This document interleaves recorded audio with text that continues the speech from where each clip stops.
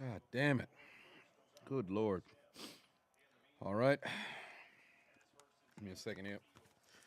Jeez Louise, man. My bad, dog. To drive between two different states. I'm here now. Okay, got it. Making people move. I thought Fred Warner had a goddamn I was a little concerned. Oh, let me move the thing back on the screen. I was a little concerned. I thought Fred Warner had a fucking collarbone injury. Luckily, he's all right. But, ladies and gentlemen, welcome back to Hold My Nugget Studios once again live from the West Wing in Lincoln Financial Field, where we have your 2022 NFC Championship. Should we put on the horn? No, we kind of late. No reason to put on the horn. I lied. I'm going to put on the horn anyway. Ladies and gentlemen, we are back in Hold My Nugget Studios once again. We got the NFC Championship. Number one defense taking on the NFC's number two offense. I'm thinking in the red zone. Whatever the case may be, Fred Warner's back out there. But San Francisco 49ers in their third NFC Championship in the last 4 years, taking on the Philadelphia Eagles, their first NFC Championship since 2017. Who will get the right to represent the NFC in the Super Bowl? Ladies and gentlemen, welcome back. All right. Philadelphia Eagles, San Francisco 49ers, number one seed, number two seed. We shall see how things proceed here tonight. All right. Let me know in the comment section who you guys got winning. Me, I have the Philadelphia Eagles winning this game. A.J. Brown with a reception. And ladies and gentlemen, if you guys haven't already, click the link in my description. Download the Underdog Fantasy app. Use the promo code Adonis. They will match your deposit up to $100. Make sure to participate in the Pick'em. It is my favorite on the app. I have won over $3,100, and you can too. Let's take a look at my pick'ems right now. I believe I have 4 that is going live at the particular moment. I don't believe that I have one just isolated for one game. Actually, I have a number of them going right now. So first and foremost, let's take a look at one of them that I have going on right here. On my pick'ems, I have Devontae Smith outgaining Brandon. They already spotted Brandon about 19 and a half yards, but I expect Devontae Smith to have a good game. I have Juwan Jennings having a better game than Quez Watkins. Jerick McKinnon later tonight having a better game than Joe Mixon. George McGirdle Kittle having a better game than Dallas Goedert. And then last but not least, and Jalen Hurts, running the football less than 11 times. Then, in the big booster of the day, you have Travis Kelce, getting over 78 and a half yards, and then Jalen Hurts running for under 47. Kenneth Gainwell getting at least 12 yards on the ground. Christian McCaffrey finding the end zone at least once, and then ultimately George Kittle getting at least 47 yards through the air. Oh, boy, pass was intercepted by Hufanga, but he was out of bounds. He was out of bounds. Now, as how am I doing? Am I doing any better? Somewhat, slightly better. Slightly better, but I have to see if I can sustain holding solid food. So is there. So that is there is that. Before we go down the list and shout the people out, we got a couple of donations. Broken Brother Bowl put 2 on it. Said, Ayo, I asked for a fuck Raul, not fuck the Bronx. Well, one way or another, it's fuck the Bronx. And fuck Raul. Fuck him. Raul. Eat a dick. Fuck you. Jalen Hurts over the middle. He's got Goddard, but it's not going to be enough for a first down. Are they going to kick a 50-plus yard field goal with Jake Elliott, or are they fixing to go and punt? You already know Sirianni's got balls the size of testicular cancer patients, so he loves to go for it on 4th down. And on the opening drive of the NFC Championship, 4th and 3, Sirianni's keeping his offense on the field. Mahmoud Farhood put 5 on it, said, I will maintain that Cody Rhodes should have stayed off the air. It would have made more of a shock when his music hit as it came in at 30. You're absolutely correct. I hate the fact that they no longer do surprises. I recognize you want to book, I should say, I know you want to put butts in seats. I recognize you want to bring attention to the pay-per-view. They should have called the false start on Lane Johnson. Jalen Hurts trying to find somebody. Going down to, oh my God, what a catch by Devontae Smith. One hand. That's why that man's the Heisman. Let me stop getting too goddamn excited. My goddamn head might mess around and start hurting. I think you want to go for it right here. What a sensational catch by Devontae Smith. Beautiful goddamn catch. He wants them to rush to the line, but that's a clear catch. I think he wants to try to catch them sleeping. Oh, boy. Jalen Hurts looking for somebody. Well, he's going to just throw it away, brother. Just throw it away. Devontae Smith didn't run his route. I don't understand. He was calling for something, and then he didn't run his route. Why is that? That's very confusing. Devontae Smith running to the line. I guess Sirianni must have had 2 plays already prepared. But why did Devontae Smith call for them to go to the line that he didn't go out to run a route? I'm confused. I'm very confused. I don't understand what the hell he was trying to do there. But I see a whole lot of Eagles in the chat right now. But let's go down the list. Silent Gaming, Netstrike, Valorian, Hazard, Harold, Gabriel, Snakey, Lil Steve, KT Chris, Kid Dynamite, Ayers, 01, Dut Reacts. Pardon me, I don't know why I said but. I done reversed the D and the B. Ant White, Ayo, Devon, Derek, Don the King. Hey, I hope your hands is a little bit more warm now since that doggone Bears game. Freaking fly, Booby Miles Sanders then finds the end zone for the score. The Philadelphia Eagles are on the board, ladies and gentlemen. Chris Minor, Braylon, Greatest Comrade, K-Dub, CTS_Z, Brandon, D the Kid, Johnny, Quan, Marquez. What is going on, y'all? How is it going, man? How is it going? Let me see if I have do I have anything for Miles Sanders? I don't believe that I do, because I think they already anticipated he'd find the end zone. Hell of an opening drive. Sirianni showcasing his balls, taking them down the field. I want to know in the comment section who you guys got winning. I've been seeing a whole lot of fly Eagles fly.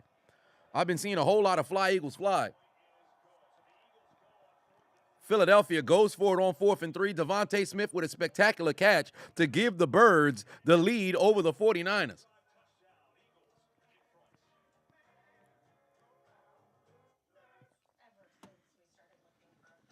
All right. That's how you kick off an NFC championship. Hey, by the way, there was a little bit of a scare earlier in the game. Fred Warner went down clutching towards his doggone, towards his collarbone. All right, but luckily enough, he's back in the game. I guess it must have just been a stinger. I'm seeing some Niners in the building. Marshall is rolling with the Niners. Fire is the money sign. Ire TV says Niners. Renegade says Birds. I got myself a what sandwich is this? I didn't have time because legitimately I had to run up in here in order to go and get. This is a some sort of turkey, pepper jack cheese, some sort of turkey sandwich. For $5 already prepared, so there's that. Malone said, "Who's my pick to win the Super Bowl?" How does this keep happening? We didn't you ask me this yesterday? After Week 13, I gave my prediction. It's going to be the Kansas City Chiefs beating the Philadelphia Eagles in the Super Bowl to win it in Super Bowl 57.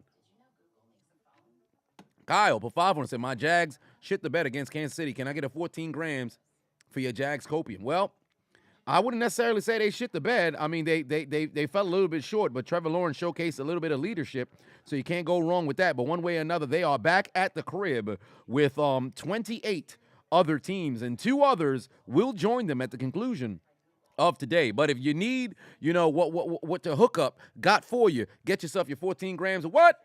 You buy 14 grams of crack. Then you sell it.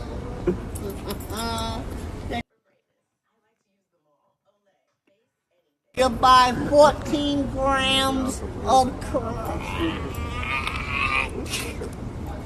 Then you sell it. Who was on crack? Who was on crack? Who was on crack? Crack. Now,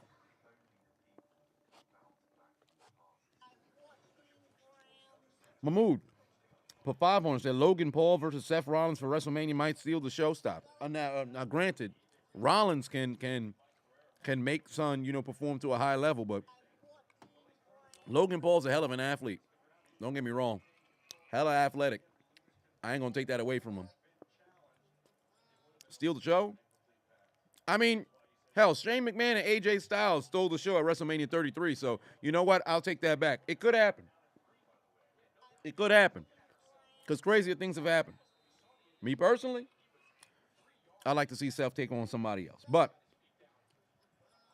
Atlas, put 10 on it. So thank you for starting my cowboy dad to fuck up. I've been smoking that Dallas pack so much. Here's to some actual good football. Go Niners. We shall see how they respond here on their opening drive. And here comes Brock Purdy, looking to be the very first rookie quarterback to lead a team to the Super Bowl. It's never happened in history.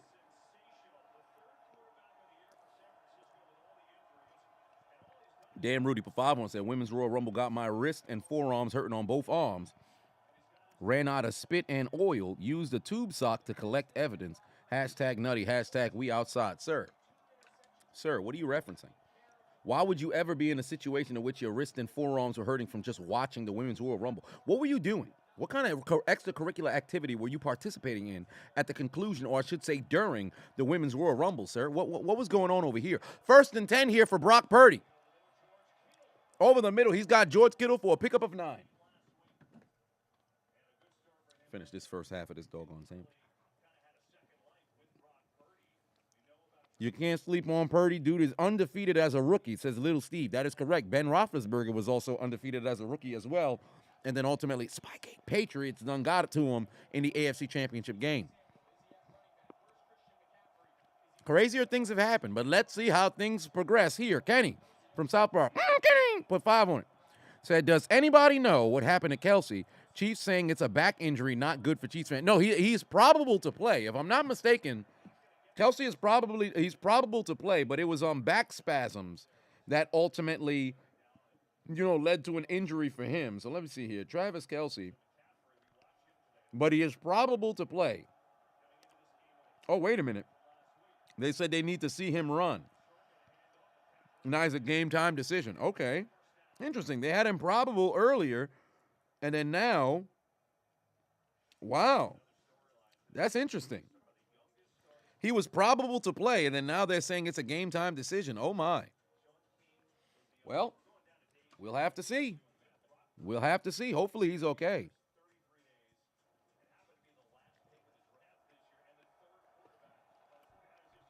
Scott Wolford, Patuon said, Sammy got destroyed last night. Indeed he did.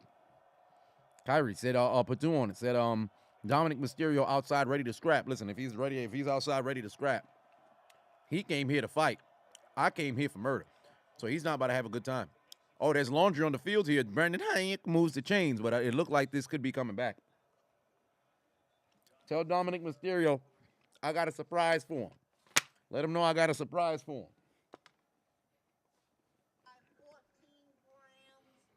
Vince McMahon says, wasn't Tom Brady and Kurt Warner rookies when they won the Super Bowl? No. Tom Brady was in his 2nd year. Kurt Warner, it was his first time starting, but Kurt Warner had been in the NFL since 94. He had tried out since 94. He was an older quarterback. In fact, he was, 27 when he had gotten to that Super Bowl. But it was his first time starting. It wasn't a rookie. Joshua Patuan said that Sami Zayn heel turn, though, well, it's not really a heel turn for Sami Zayn. It's actually a face turn. He was kind of a tweener the entire time. Him denying hitting his friend, that wouldn't make him heel. Kyle Patuan said, if you have a Duval donation on Cash App, do I? Oh, here comes Deebo Samuel trying to make a move, and I believe he's going to take it to midfield here. David Patuan said, shot, oh, no, that ain't happening. Not with my stomach. It's not happening this time. If you wasn't in the stream yesterday, well, these past 3 days, well, now 4 days, battling damn near food poisoning and the stomach flu. I had some bad Cuban tacos down in Miami earlier this week. So, can't do that. There's ginger ale up in here. I've been drinking all kinds of tea and shit. All right, here we go. 2nd and 6 here. Oh, boy, here come the pressure. Purdy's hit. The ball is ricocheted in the air, and unfortunately for the Eagles, their hands is just for decoration. Would your fat ass put the ball ground? Who's that, Hargrave trying to run with the ball? Golly. I think that was Riddick who done made it. Yeah, it was Hassan Riddick done made it to Purdy. Ball got ricocheted in the doggone air, nearly intercepted. Oh, boy, that is definitely a fumble. That is a fumble. Oh, wait a minute. Hey, you might want to challenge that. Philly might get their hands on the football here. KT Chris said, I hope your predictions and my predictions are correct. Yeah, that's a fumble. Hey, that's a fumble. Quan said food poisoning is crazy. Ain't that the truth? It's brutal. I feel like how Bruce Lee felt. Yeah, that is definitely a fumble. He punched the football forward. That ball came out. Now, granted, there's a little bit of a difference, right? The hand going forward, but look at when the ball left from his hand, right? It's different than the situation with Josh Allen last week. Because with Josh Allen, he completed the motion of the entire hand going forward. Purdy's hand was going forward, but then the football was dislodged but before he can even really get the full motion of everything going. And then he punched the ball forward. So I think they would have to rule that a fumble. It's different than it was last week. It's different than it was last week. That's a fumble. Last week with Josh Allen, that was an incomplete pass. There's a difference. JJ says, my hand. Kyle Pavavon and said, I'm glad you're okay. Makes my donation that much better for my fellow man. Duval. Let me open up the Cash app. Oh, wow. My man Kyle done put 50 on it. Said, Duval. I appreciate you, brother. I appreciate you. And if y'all haven't hit the like button, please go ahead and hit the like button as well. Reg Sean put $1 on it. Much love, brother. I appreciate you. First time donation for Reg Sean. You love to see it. Quincy said, I'm glad you're okay. Hell, shit. I'm glad I'm okay now. I'm still battling it, but I'll be all right. I'll be all right. I probably threw up about 2 gallons of fucking fluid, but it's been an uphill battle. It's been an uphill battle nonetheless. Oh, boy, I'm really hoping Travis Kelce's all right, man. I hope he plays. Golly. Hope he's doing okay. But, ladies and gentlemen, if you guys haven't already, click the link in my description. Download the Underdog Fantasy app. Use the promo code Adonis. Let me show you, Case, a little bit of my pick'ems. Although we've run now 2 drives, let me give you an idea of what things are looking like right now for me. I've got 4, and they're all mixed between tonight's, or I should say today's games. So since that's the case, let's take a look at what's going on. First, the 2 that is responsible for this particular game, I have passing touchdowns. Jalen Hurts throwing more passing touchdowns than Brock Purdy for this particular game, alongside Jake Elliott making more field goals than Robbie Gould. And then, of course, Isaiah Pacheco, having a better day than Joe Mixon. Patrick Mahomes throwing more touchdowns than Joe Burrow. And then last but not least, Travis Kelce, who is now questionable, having a better receiving day than Hayden Hurst. Then, for the big bonus boosted, that is a fumble. Eagles football. Thank you. Travis Kelce over 79 yards. Jalen Hurts under 47 yards rushing. Kenneth Gainwell getting at least 12 yards on the ground. Christian McCaffrey finding the end zone, and George McGriddle-Kittle having 47 yards through the air. Then I have Travis Kelce again having himself a decent day. Brock Purdy having less than 20 completions. Jalen Hurts throwing 2 touchdowns. Christian McCaffrey finding the end zone, and Evan McPherson making 2 field goals. And then last but not least, I have Devontae Smith having a better day than Brandon Ayuk. They already spotted Ayuk 10 yards, or I should say 19 and a half already. So don't think that Ayuk already has 30 yards. He doesn't. But Juwan Jennings having a better day than Quez Watkins. Jerick McKinnon having a better day than Joe Mixon. George Kittle having a better day than Dallas Goedert. And then last but not least on that one, less than 11 attempts for Jalen Hurts on the ground. So those are my pick'ems on Underdog Fantasy. So if you guys haven't already, click the link in my description. Download the Underdog Fantasy app. Use promo code Adonis. It will match your deposit up to $100 on the app. Participate in the pick'em. It is my favorite on the app, so make sure you go over and let them know that I sent you. Now, Vibes put 5 on, said, Chisel, what's good? Quick question. How did I feel about Sammy hitting Roman with the chair? I was hyped when he did it. Well, for one, I was live, so if you'd like to see my reaction, you can go back and check the live feed. I was live here on YouTube yesterday night. But it's a beautiful storytelling, and here's the beautiful thing about it. Everybody knew it was coming at one point in time. It was going to happen at one point, but it still was a situation that you didn't want to see. That's beautiful fucking storytelling. That's A1 storytelling. So since that's the case, with the blow of the chair, it was a situation when watching. It was like, damn, it was a good callback to Seth Rollins and everything with the same way that Roman sold it over there. And then you could tell Sammy, he didn't want to, okay, I'm completely turning on Roman. It was a situation where it's like, fam, I don't want to hit Owens. You don't got to do more. You've already done enough damage. That's the beauty thing about it, because it wasn't like Sammy didn't just take the chair and start hitting everybody. He legit hit Roman, and then he put the chair down. He's like, fam, enough of this shit. And then he got super kicked and shit. So, I can't wait for SmackDown. I absolutely can't wait for SmackDown. Yeah, Purdy, it looks like Purdy dealing with a little bit of a injury right there, but luckily enough, the 49ers defense able to force a 3-and-out here. Jordan put 2 on it. Said, better boss, Kid Buu or Omega Shenron? Kid Buu. Kid Buu. I like the Omega Shenron, but let's keep it a buck. Kid Buu was the epitome of evil, so it works. Hush Sounds for 5 on it said, your favorite wrestler, Dewdrop dropped or returned last night. How do you feel watching the return last night? Sir, I'm not too sure what kind of genjutsu you try to catch me in, Hush Sounds. I think you need to hush all of the sounds that are exiting from your mouth with that absolute tomfoolery that you're talking about right here. Atlas Marvel put 5 on it said, how could I forget prediction on Jake Paul versus Tommy Fury next month? You already know I'm rolling with Tommy Fury. Fuck the Paul brothers. But I'm not going to be a hater. I do believe that Jake Paul is improving inside of the ring. Tommy Fury has fought nothing but fucking cans, right? But you can make the exact same argument for Jake Paul as well. So now you're fighting against somebody who's actually legitimately a boxer by trade. Rather than just fighter or somebody who's well past their prime. Tommy Fury is, for all intents and purposes, in his prime. So I'm hoping that nothing ends up happening to where, the fight would have to be called off, but we shall see. But I want to see Tommy Fury go out there and win. I can't. I'm not gonna say I can't bring myself to cheer for the Paul brothers. I don't necessarily have some sort of vendetta. I just don't like the fact that Jake Paul has fought non-boxers, but then he bills himself as if he's some sort of unbeatable boxer. And then, obviously, the Paul fan, what do they call them? Paulers? Jake Paulers? With the fandom is falling for the delusion. Like, if Mans was just on some, you know what, I'm working, getting better in the craft, whatever the case may be, and then everything, But you let's keep it a buck here.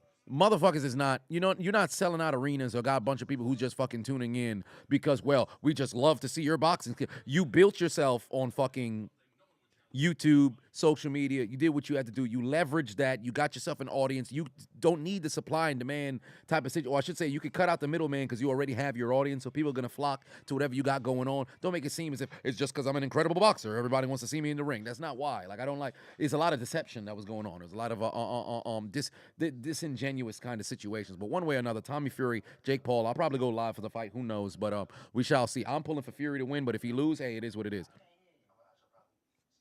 Ultimately, I don't give a fuck about none of that shit.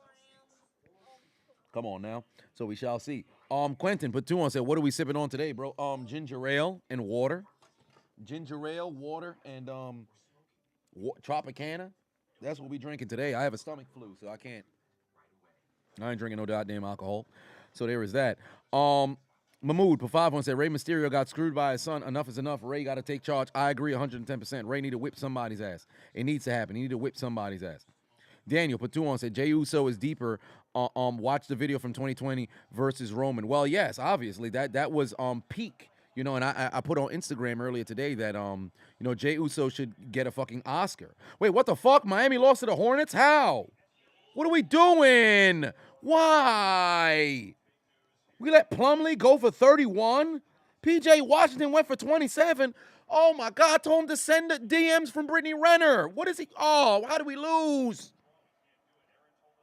Come on, man. Supposed to fucking get ground on the fucking Cavs. I need the Cavs to lose. Are they playing today? I need the Clippers to take care of business. Beat the fucking Cavs. Jesus Christ. What are we doing? All right, here comes Christian McCaffrey. He's going to pick up a few yards here. There's 4 yards on the ground. Vibes put 2 on, said Seth Rollins versus Logan Paul at Mania. Sign me up, not me. Oh, boy, Josh Johnson's in the game here. Is that Josh Johnson? Which Johnson is that? Look like Brock Purdy is going to get evaluated here. Oh, boy. Flippy put 5 on it. Said, so when we going to get an LFL game highlight commentary? It was on my YouTube feed. It has me interested. I have a number of their highlights, but I don't know about a full game highlight. I don't see that one happening, but I'll probably compile, highlights from their from their league over the years. Oh, wow, what a sack by Riddick here. Oh, and he took the football away. Wait a minute. I think the referees might need to identify if he actually took this ball away before taking him to the ground. Oh, Lord in heaven. Did Johnson hold? Whoa, there was illegal hands to the face there. Yeah, that's going to be a regular sack. No, it depends. The ball has to move first. Did the ball come out? Oh, wait. Oh, that ball is out. That is a fumble. No, the ball is moving. He's tucking the ball out of his hand. He's taking the ball out of his hand. That's a takeaway. That's a takeaway. It's a bang-bang situation, but that's a – I might want to throw that flag. You know what? Because you got him backed up 3rd and 15, you can still mess around and make a play. Oh, boy, did he throw it? Oh, no, there's laundry on the field. Listen, they need to figure out what the fuck going on with Purdy, bro, because Josh Johnson ain't going to carry you to the doggone Super Bowl. It's not happening. Are they gonna? Wow, they called delay of game?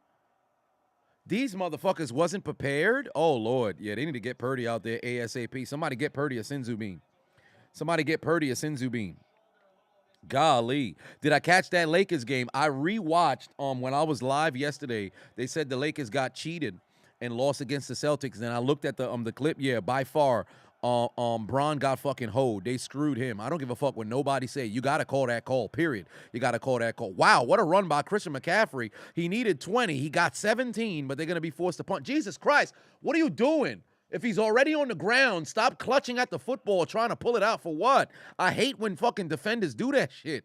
That shit's stupid. You win in 7-0. It's the first quarter. You got the stop. You about to force him to punt. What the fuck you trying to rip the ball out of his hand for? You stopped him short of the first down. That's the type of shit that get mess around and get you unsportsmanlike conduct. That shit's so fucking stupid. Be disciplined, bro. Go to your fucking sideline. He's on the ground. You tackled him. Leave it alone. Jesus Christ. Goddamn idiot. Now, luckily enough, they ain't getting no flags. But I promise you, soon enough, the NFL gonna start flagging that shit. You already see they flagging people for bullshit taunting. Oh, did he touch the football? Oh, no, he didn't. No, he didn't. Yo, what are you doing? Bro, these dudes is wilding, bro. They need to hurry up and get their bum asses back, bro. See, now here coming the late flag. Late flag coming in right now. I wonder who this on. If it's on Philly, I'm about to have a mouthful right now. If this on Philly, I'm gonna have something to say, bro. If this flag is on Philly, I'm going to have something to say. Oh, Lord, Jesus Christ, Bosa's on the ground now. And now Bosa is down. What is going on? Good Lord, Brock Purdy on the last drive. Nick Bosa on the sideline.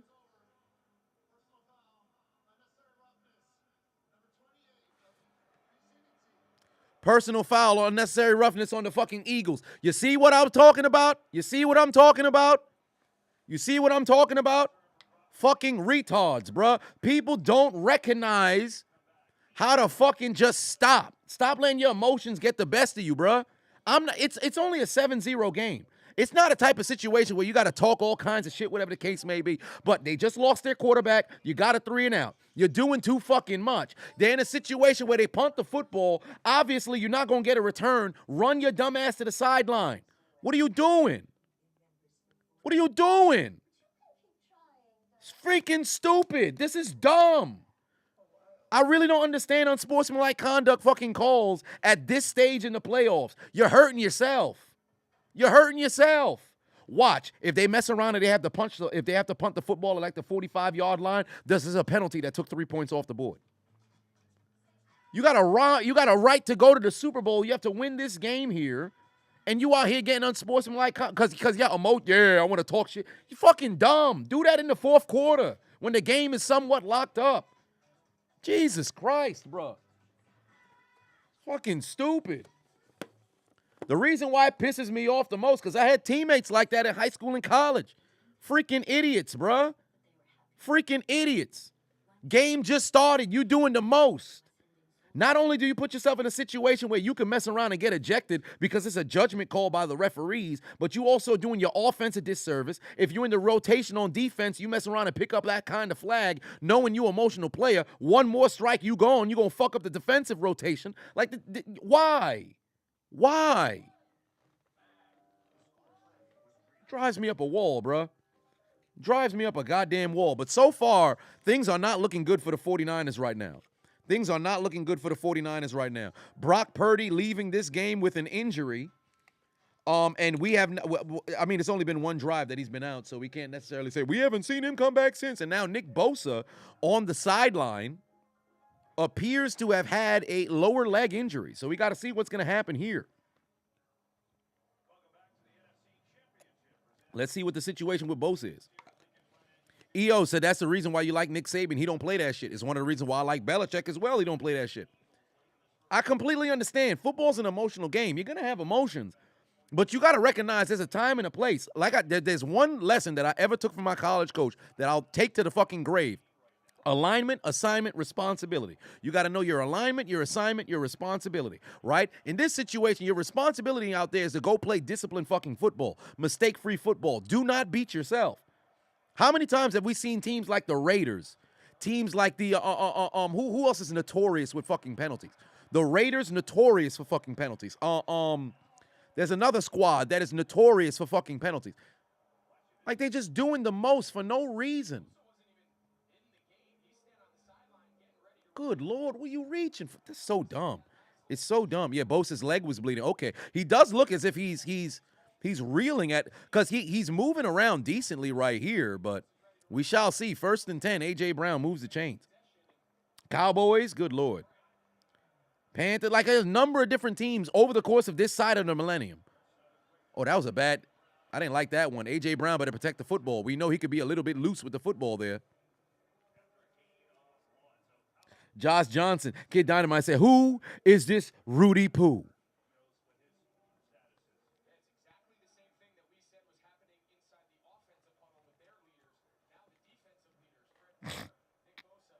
But now, 2nd and 9 here, we've got probably, unless there's an incompletion, we've got 2 more plays before the conclusion of the first quarter, unless there's a long, sort of a long completion or something like that. But all things considered, empty, set here for Jalen Hurts. You better get rid of the football because here comes the rush, and it's Fred Warner who happens to go get him down. Loss of 1 yard. Great tackle for loss right there, and then the next play will most likely be the final play of the first quarter. Ooh, he could not corral the snap. Oh, that's brutal. And it looked like it was fixing to be a direct run anyway. So great job from Fred Warner, able to sniff that one out. Damn, Sprinkles already said rest in peace Super Bowl chances for the Niners. No, not yet. Not at all. Not at all. You don't have the number 1 defense in the NFL. All of a sudden, you lose a rookie quarterback. Now you start panicking. Not at all. We've seen resilient kind of a play before. Toretto Patuan said, let's get it. Go Eagles, baby. We shall see. Well, what the hell just happened? They called timeout? 4 seconds left on the play clock. They used a timeout on the last play of the first quarter? Why? The last play was a dud. That's a bad timeout. I don't like that at all. That's a bad timeout. You should have had a play set up. It's the last play of the quarter. You're going to get a television timeout at the end of the next play. That's interesting. Now, granted, it's 3rd down, so it still is a crucial down, but all things considered, you don't use a timeout on the last play of the quarter. Clock was running out, but you need to, this is why you got to have plays set up. All right, you took a loss of 1. It's like they never fathomed they could have had a 3rd and long situation after Jalen Hurts messed up the doggone play. I'm not taking a delay a game, but you got to have a play ready. Y'all got into a huddle, did you not? I'll never understand that. I don't get that. If the defense shows you a certain sort of front, that's one thing. But they didn't have a play prepared. How does that happen? It better works for, oh, Jesus, A.J. Brown slowed down. That's on him. A.J. Brown slowed down. That's on him. Good Lord. A.J. Brown slowed down. That's on him. Take a look at A.J. Brown at the top of this route. Take a look at A.J. Brown at the top of this route. He slows down and misjudged the football. Misjudged the football.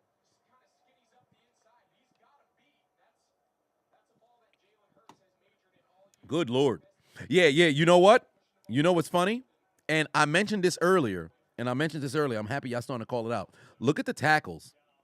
Look at the tackles in these on these the get-offs at the start of these plays. Tackles have been getting away with fucking false starts these last 2 years like it's nobody's business, bro. It's getting ridiculous. It's getting ridiculous now. Referees are missing false starts like crazy. I don't understand it. It's very weird because they used to call false starts down the mid. They would get, I would say about 83%. They would get it right. They would miss some. But now it's blatant, bro. They missing a ton of false starts. Did the punt hit the drone? What is he? Did it hit a drone or something? Wait a minute. What is going on here? It's getting crazy. Just look at the tackles, and then you'll be able to identify, like, wait a minute, something not right here.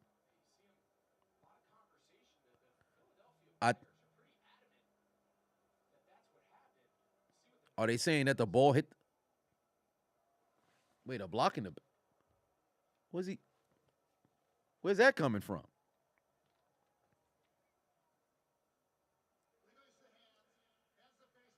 Illegal use of the hands. That's the flag.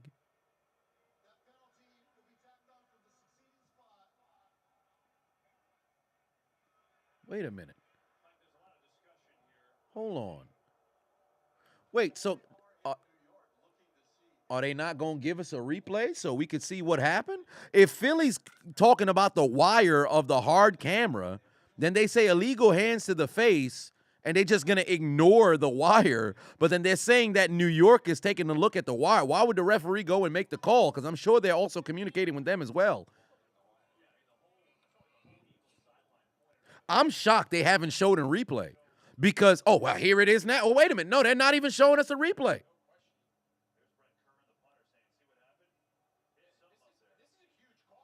Wait a minute.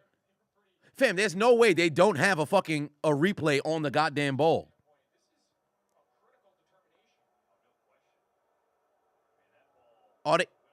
That's bizarre. That is bizarre as hell. Because you can't tell me they don't got no one camera angle on the goddamn ball. They got the referee going out there to go and make the call, but there's no way they're not because if the announcers are saying they're conversing with New York to identify if they're gonna, go and re-kick, there's no way they're not conversing with the referees. So why would the referee announce the penalty? That doesn't make any sense.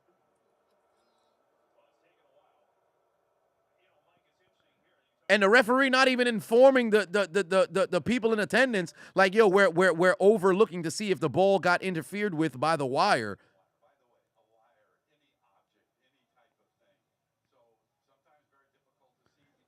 That's bizarre. What doesn't make sense to me? Is the fact that the fact that there's the discussion. Wow, they said no re-kick. Now they're gonna show us the replay after all this time.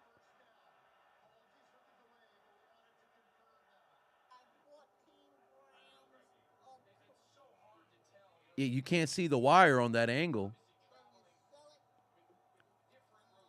Oh boy, that's brutal. Yeah, that's gonna spot San Francisco a great short field. That's gonna spot San Francisco a great short field. Good Lord, and now they're gonna get the ball at midfield. Josh Johnson's pass is gonna be caught by Deebo Samuel. Pickup of 9 goes out of bounds. That's gonna end the first half. And Brock Purdy is at. Oh, Brock Purdy is. He told Kyle he can't go and officially listed as questionable. Oh, boy. I don't know if they officially ruled him out, but apparently he mouthed the words that he can't go. Oh, wait a minute. Yeah, he's going to the locker room. I think they're going to have to shoot up his arm or something. Good Lord. Shit. Wow, people are celebrating? What the hell? Nah, Twitter's a cesspool, bro. That's crazy. What is wrong with these people, bro? Motherfuckers is celebrating? Nah, that ain't it. They wildin'. Peyton put 5 on it. Said, all right, family, got yourself a new bed by the head home. Let me see what happened to the game. Hey, boy, ain't no fucking way, boy. Yeah, well, there it is. But Kenny from South Park, 5 on it. Kenny said, man, it's the first quarter and everybody out here acting like fools. What the hell going on, man? I wish I knew. King Vons said, you're late, but you're here. Well, welcome. What happened to Brock Purdy? He got sacked, strip sack, and they hit him right there in the elbow, and then he lost the football. So I guess there's a pain that's going on right there. Mark Jackson, put 2 on, said, who's been the best receiver in their division? Who's been the best receiver in whose division? Every single division? Okay, so if I had to go every single division, just so I can have all the divisions in front of me. Let's see here. Best receiver in each division. So in the AFC East, I would say Tyreek Hill for this season. Tyreek Hill. I would have Tyreek Hill as the best receiver in that division. In the AFC North, I would have to say Jamar Chase. In the AFC South, in the AFC South,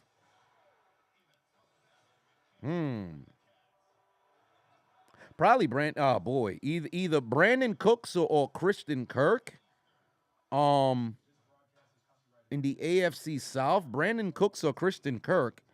For the most part. In the AFC West, Devontae Adams.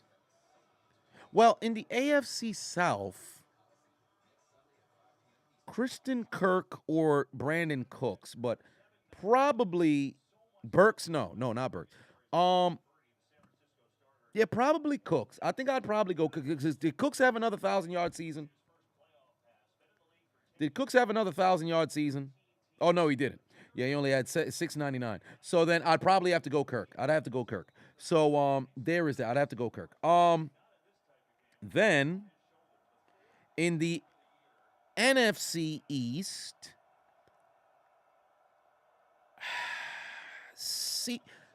CD Lamb or AJ Brown? CD Lamb or AJ Brown? You know what? I'll say AJ Brown.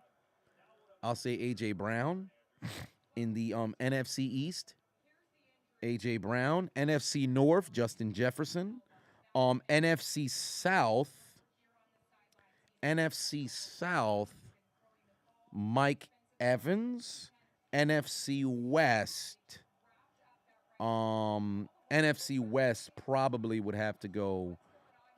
Geez Louise, I'd probably have to go Deebo Samuel. Although I'd love to go DeAndre Hopkins, but he did miss 6 games, so I think I'd have to go Deebo. But Deebo missed some games too. You know what? I'll just say DeAndre Hopkins because he's grandfathered in there. So I'd have to say that much for all of those other people. I'd have to say that much for that. Toretto Patuan said they did your coach wrong for Coach of the Year. Who was your coach? Oh boy, Johnson's play is gonna end up getting stopped here. So there's that. Edgar put 5 on it. Said, would I rather get a Seth versus Paul match or Seth versus Punk match? Seth called Punk a cancer and to stay away in an interview yesterday. Yeah, I did see that, but Seth has been damn near building something with Punk since what was it, 2017 with Backstage. But as far as I'm concerned, I cannot envision a circumstance where CM Punk returns to the WWE. So since that's the case, if I had to choose with 2, it'd probably be Punk versus Paul. But I said Punk versus Paul versus Seth. But I really don't want to see either one. Toretto Patuan said, let's get it. Go Eagles. Oh yes, Eagles is your squad. So then with Coach of the Year, you think Sirianni should have probably got the nod? Well, I can understand why some would have to be in there. Oh wow, Josh Johnson throws it right into the dirt and it's going to be incomplete. King Vines, Patuan said, acknowledge me. And like the stream, yes, indeed. But damn Rudy, Patuan said, best looking butterface in wrestling. Best looking butterface in wrestling.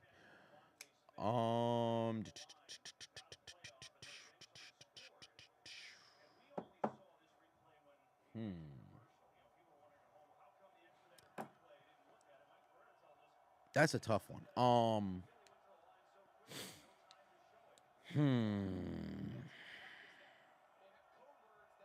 Butterface and rest. Bailey is one that comes to mind. 2nd and 20 here. Josh Johnson over the, oh boy, pass nearly intercepted. It's batted down at the line. That was a dangerous fucking pass.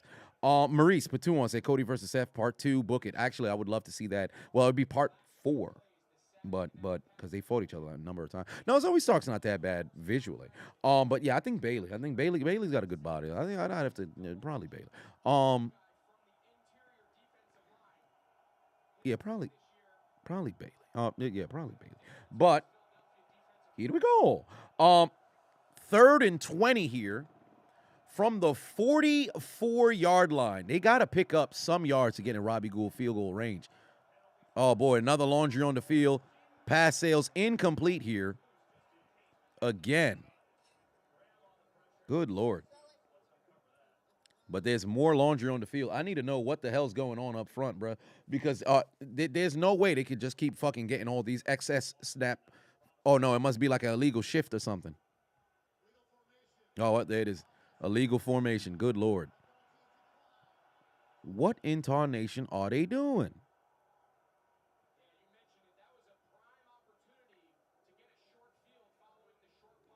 That is incredible. That's incredible. Luffy for 5 said, what changes do you make for the Steelers and Cowboys for next season? Love your content, even though them with roast video. Well, first and foremost, for Pittsburgh, they need to fix their linebacking core, and they need to shore up that offensive line. Those are the two things that must take a step forward. They're keeping the same offensive coordinator, so I think they need to change their offensive philosophy. But linebacking core, offensive line, those are the two biggest things that need to be fixed. And personally, I think they need to mess around and make a move to try to get themselves an electric fucking kick returner because they need a pulse on special teams. Punt returning, kick returning, they need a fucking pulse. Now, as for the Cowboys, for one, I believe they're going to end up moving on from Ezekiel Elliott, and it's going to become, well, for one, they got to figure out what's going to go on with Tony Pollard. So that's going to be interesting moving forward.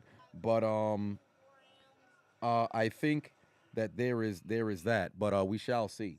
But overall, with the Cowboys, I think the Cowboys need to consider a new quarterback legitimately, because now with Dak, you have 7 years and no breakthrough, and it's his play that is ultimately holding you back. Now, I'm not saying completely throw him to the wayside, but I think I would explore the idea of grabbing somebody if the opportunity presents itself. So that's one. You got to consider what the fuck you want to do with the quarterback if you're Dallas. And then, truly, that offensive line is getting older, so you might want to start to go take another step there. But I think quarterback, lock up Tony Pollard for sure. You have to lock him up. Lock up Tony Pollard.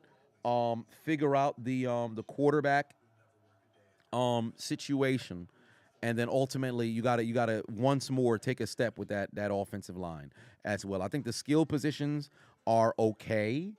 I said the skill position like a running back is not a skill position. I think their wide receiving core is all right. I think the tight end situation's not that bad. But Dalton Schultz, Tony Pollard, I don't know what's gonna happen moving forward. So they have to figure that out. And with Michael Gallup, I don't understand the targeting situation because Gallup can be a good number 2, but it's very weird. I don't understand. Some games he's there, other games he's not. Like what are they doing? It's very bizarre. And I'm curious if Kellen Moore is going to remain in Dallas.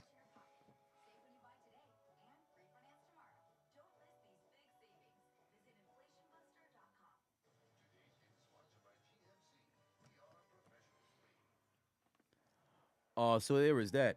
Henry put 10 on it. Said, what's going on? Said, sup, Chiseled, got your whole family locked in the basement with Arthur, hearing meat slapping, game on TV, Sarah J on Blackberry, hands covered in man butter, can't feel your toes, cheeks numb from sitting. Sir, wait a minute. Why did you feel the need to inform us of why is the family locked in the basement? I'm very confused. The entire family's locked in the basement with Arthur. Why is that? Every day when you're coming down the street. Why? Why would you lock them downstairs with Arthur? Arthur's a very nice show to watch. Why would they need to be locked in the basement? Moreover, I'm very confused what you're hearing meat slapping. I've never watched an episode of Arthur where there's profuse meat slapping. I'm very confused here. You got the game on television, but meat is being slapped. Are you at Montreal's? Are they watching The Sopranos, but somehow watching the meat being cut up inside the butchery? I'm very confused here. What's going on? What's going on? You at a slaughterhouse? Why is meat being slapped here? What's going on? Big meaty brother slapping meat. What's going on? Sarah J on the Blackberry. How does that even work? Your hands covered in man butter. What do you mean by that? Oh, boy, Jalen Hurts might get down. Why? He just gets out of the end zone, avoids a safety. Nick Bosa nearly taught that man that you can't shoot bullets with your gun on safety. Oh, Lord in heaven. Man's nearly messed around and got a safety right there. Great read by Bosa. Way to stay outside. And that's how you keep your contained, ladies and gentlemen.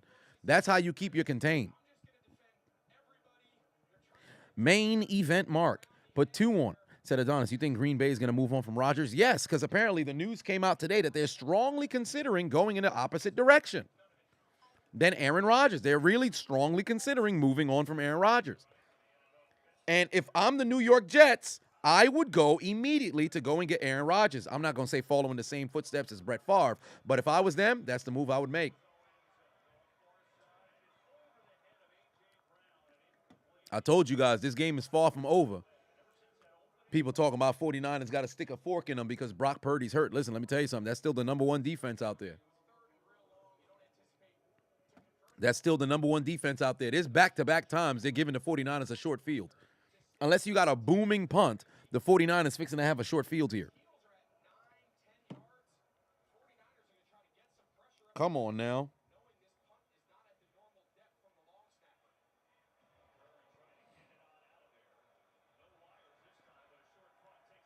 Oh, boy, Ray McLeod picks it up. Is he going to take it to midfield? Oh, great return.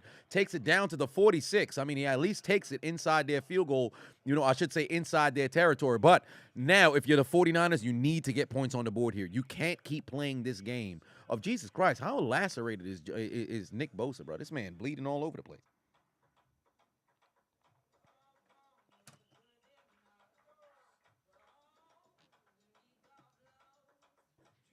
Jen says Rodgers is washed. I can't go that far yet. I feel about Rodgers the same way that I feel about Brady.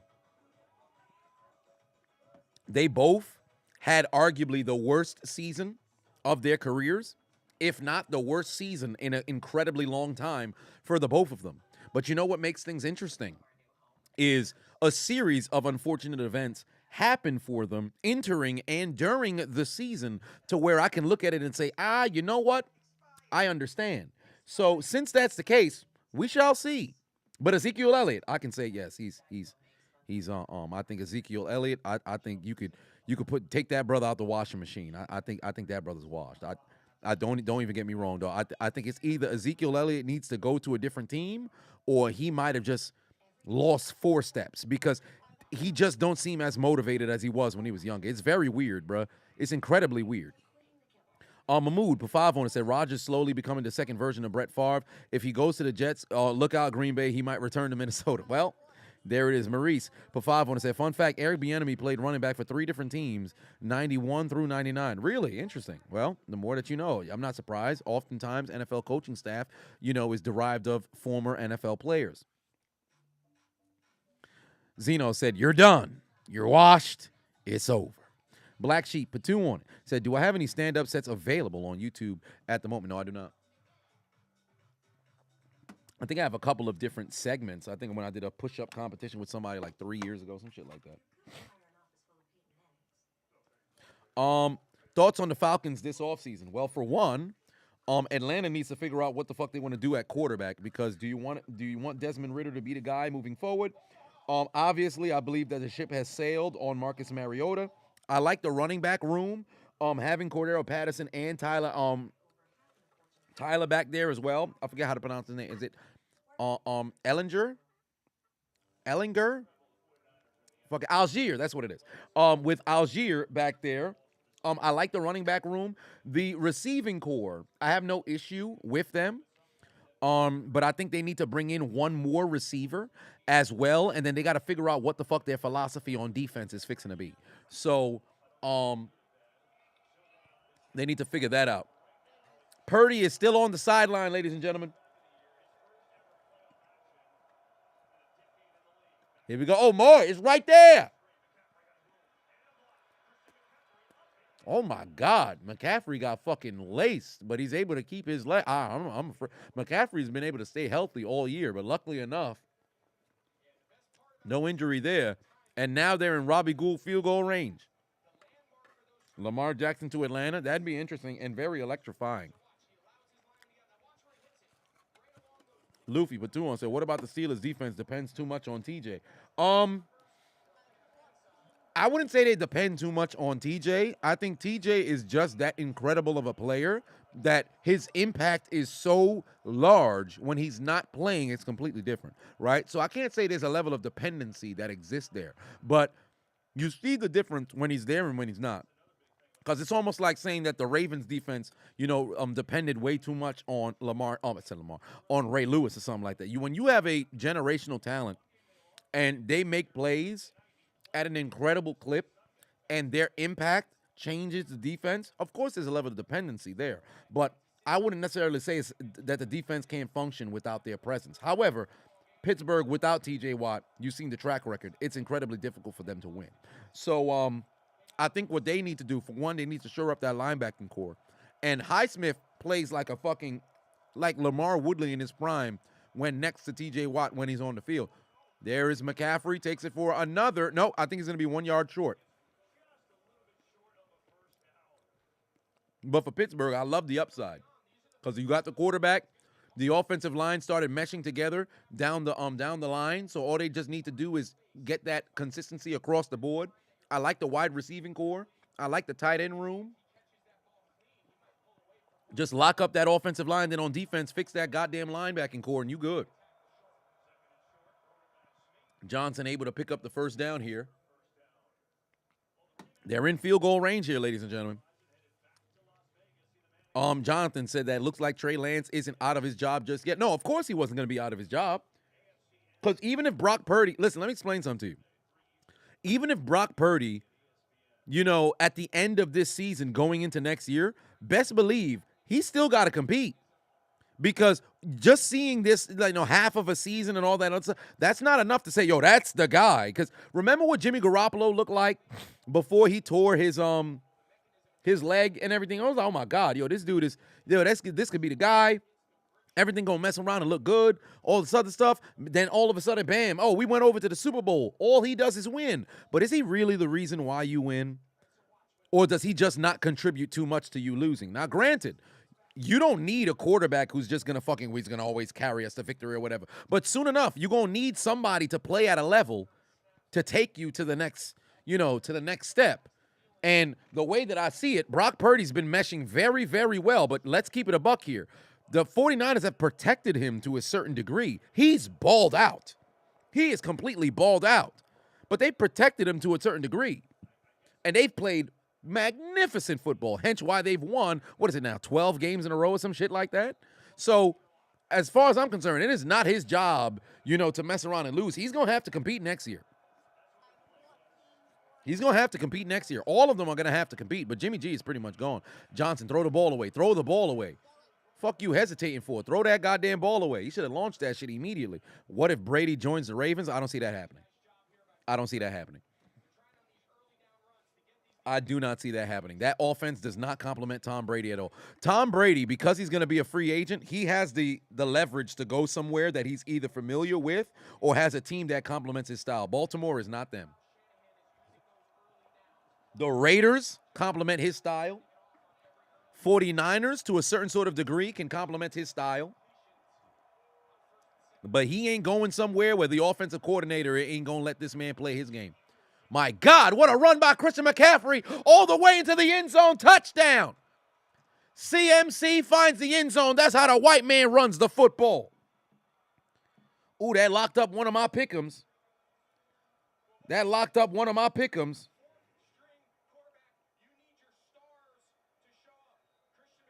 Golly.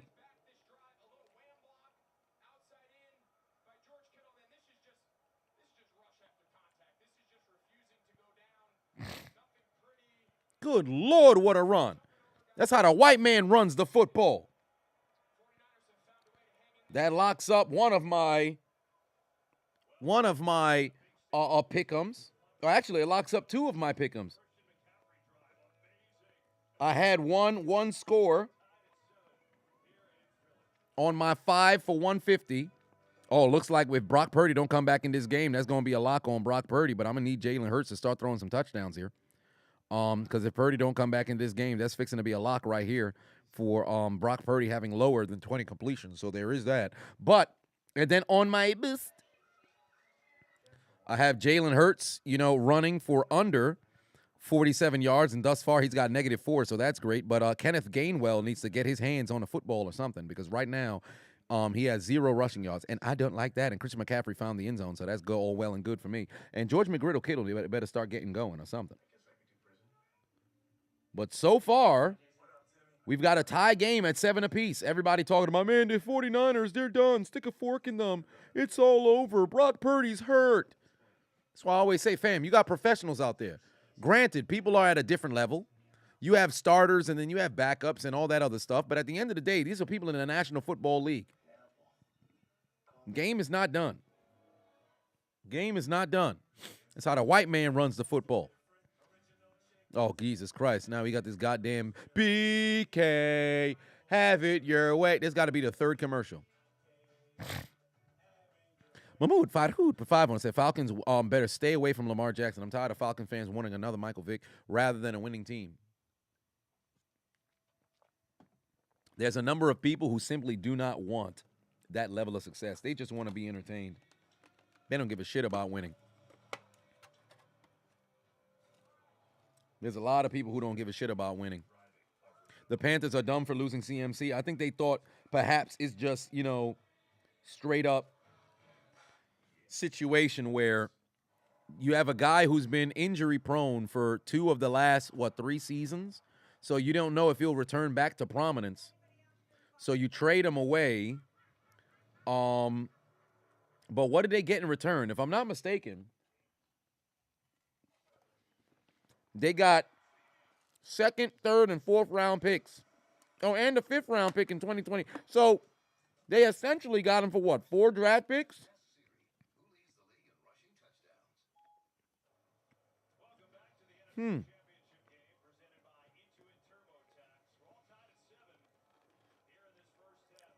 That's not bad.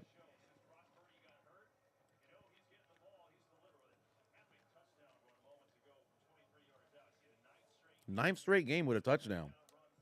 Longest streak since Terrell Owens.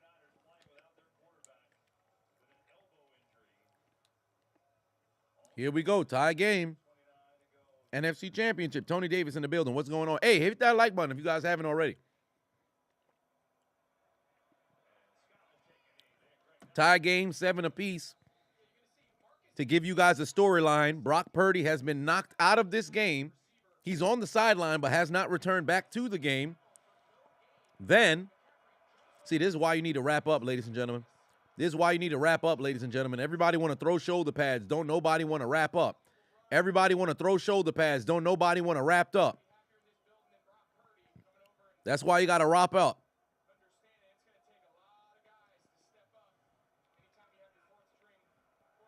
That's why you got to stop throwing shoulder pads. You got to learn how to wrap up. Oh, Jalen Hurts is going to keep it himself? No, he's not. That's undisciplined football. I told you guys earlier, when I was losing my goddamn mind talking about discipline, this is exactly why. You have a great opening drive. You all in your emotions. You feeling great about yourself. What the fuck have the Eagles done since? Diddly poo, as Jim Mora, the senior, would say.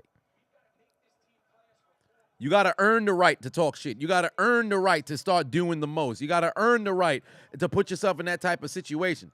Oh, they're going to hand it off to Sanders again, and now he's going to pick up a couple of yards, and he's going to set up a 3rd and short. If I'm Philly, I'm rushing back to the line. I'd rush back to the line. Fuck huddling up right here. I'm picking up a couple of yards here and there. They need to put together a long, methodical drive. Low-key, if Philly can hold this football for the remainder of the quarter and slowly walk down the field, and whether even if they were to get a field goal, you get points, but you keep the 49ers offense on the sideline, I got no problem with that. Now, granted, the 49ers fixing to get the football to open up the doggone game in the second half, but still.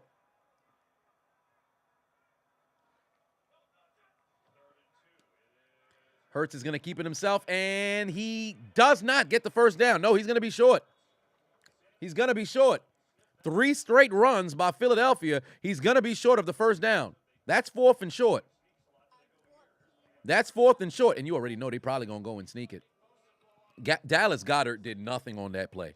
He did absolutely nothing on that play. I don't recognize why they didn't just have him block the first person in front of him. This is the NFC Championship. You can't just assume, hey, my quarterback's going to make somebody miss. Yep, Hurts does get it. He does get it. I didn't like the look initially. I truly did not like the look initially. I think it was because obviously they have the highest, percentage of conversions on 4th down in the NFL. On QB sneaks, it's ridiculous, right? But you don't want it to be so incredibly obvious. But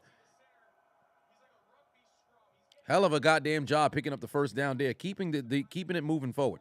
King Charles said CMC's dad won a Super Bowl with the 49ers. Indeed, he did. He got drafted by the Giants the year after they won the Super Bowl. He won a Super Bowl with the 49ers in '94 on that stacked 49ers team. And then he won 2 more with the Denver Broncos alongside John Elway, Rod Smith, Shannon Sharp, Mark Schlereth, and Terrell Davis, and all them boys. Ooh, Miles Sanders straight taken down by Hufanga. Marvin Cook in the building. What's going on?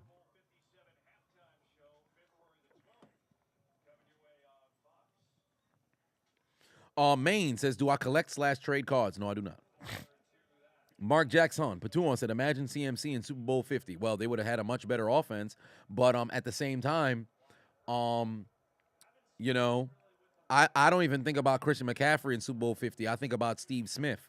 If Steve Smith was on that Carolina team, I think it's a little bit of a different game. Now, granted, Denver had a hell of a goddamn squad. Oh, wow. Can he get up and get? Wow, what a breakup there. Was that Tre'Davious Ward? I think that was. What a breakup there. Devontae Smith should have went into the body there. He tried to see if he could go up and over, but that's great coverage right there. That's great coverage. He tried to go up and over. That's great coverage right there. Great job. No, Ed McCaffrey's not a Hall of Famer. Please stop it. Please stop it. But there is that. I would have looked at it as Steve Smith on that squad than CMC because CMC didn't get to the league yet. But I would have looked at Steve Smith because unfortunately he ended up leaving to go to Baltimore. But you blame Carolina for that. It's their fault that even happened. Oh, that's a bad pass. That should have been intercepted. That should have been intercepted. That's a bad ball. Jesus Christ, what was Jalen Hurts doing there? That's a bad ball. He threw that off his back foot, too. It looked bad from the first release of the football. Good Lord. That's a bad ball. Oh, yep, that is a hold, though. That's a hold, though. That's a hold, though. He tried to throw it where A.J. Brown would be. So it ended up working out, but that was a bad ball. Through and through, I think the refs would have thrown that flag regardless, but that's a bad ball. They caught a break right there. No, I wouldn't even say that they caught a break because that is the right call. They are inside 5 yards, but you can't hold like that. That is on Ward. That is by far a flag without question. That is a flag. No, that is a flag. I don't know why Kyle Shanahan looking around. That is definitely a flag. However, Hurts should not have thrown that ball. They would have thrown the flag regardless, but Hurts shouldn't have thrown that ball. It's way too close to have passes like that. It's too close this late in the season to mess around and try to make something like that. You don't do that. Now, if I'm Hurts, this is where you can start using your legs. If you're Hurts, this is where you can start using your legs. Mahmoud Pavavon said, am I missing something? Why isn't Rod Smith a Hall of Famer? Oh, because he's one of those great receivers who's got great numbers but played in an era with receivers that was on a whole different level. Rod Smith was caught in between. Jesus, what is A.J. Brown doing? What are you doing? I was in the warm-up earlier today, but this is stupid. What are they doing? Both teams nodded at 93 yards apiece. But Rod Smith was unfortunately caught in between the Jerry Rices, the Tim Browns, the tail end of the Andre Reeds, he missed the window of Sterling Sharp, so I can't necessarily use Sterling. But, oh, boy, Jalen better go to the ground, and there's laundry on the field. Terrell Owens, Randy Moss, all of those different guys. Rod Smith just so happened to play in the era of all those different prolific, wide receivers. And Chris Carter, things of that nature. So, unfortunately, he's going to end up getting overlooked. But Rod Smith was magnificent. But unfortunately, he's going to mess around and get overlooked. It's on Broncos fans and NFL historians to constantly try to get this man's name on the fucking ballot because Rod Smith was a fucking dog. But unfortunately, he was caught up in between the time of incredibly prolific receivers. Rod Smith is going to mess around and end up being like a Brandon Marshall's going to end up like a Rod Smith. I think that's a neutral zone infraction. No, they called a false start. And Anquan Bolden. I can't use any of those other. I'm not going to use an Andre Johnson because I think they're going to give Andre his due. Who's a guy who had crazy numbers but not going to go to the Hall of Fame? Jeez Louise. A bunch of guys who had good numbers but they weren't going to go to the Hall of Fame. But there's a whole lot of laundry on the field everywhere. 1st and 15 here. San Francisco D giving out donations, new sets of downs. No, Emmanuel Sanders. No, Donald Driver. That's a good name. No, Reggie Wayne might mess around and get his due. Oh, here we go. Oh, they should have called the false start. Lane Johnson is leaving early damn near every play, dog. Just take a look at Lane Johnson. If y'all don't know where Lane Johnson is lined up, number 65 right tackle. Take a look at Lane Johnson. It seemed like he's leaving early damn near every single play, bro. It's weird. Roddy White, no. But it seemed like Son is leaving early every single play, bro. It's weird. He's like a half second. I don't know. Obviously, he knows the snap count, but it's very bizarre. What's going on? What is going on? Actually, you can kind of use Roddy. You can kind of use Roddy. Roddy and Rod Smith, somewhat of the same. You can't use, oh, there's Gainwell. Oh, making people miss. Get your ass down. They're now inside 49er territory, sets up a 3rd and short. And this is exactly what I was talking about earlier. A long, methodical drive. Don't give the 49ers a chance to get the football back. Don't give them a chance to get the football back. March down the field. Even if you get a field goal, you don't give the 49ers a chance to really build any kind of momentum to close out this doggone half. You just scored a touchdown. You don't give them a chance to come back. 3rd and 2 here. They can run a run-pass option. They can run a run-pass option, but they got A.J. Brown in the slot. I think they got to look Brown's way. Oh, there it is. Gainwell able to move the chains here. And now you can start to take your time a little bit.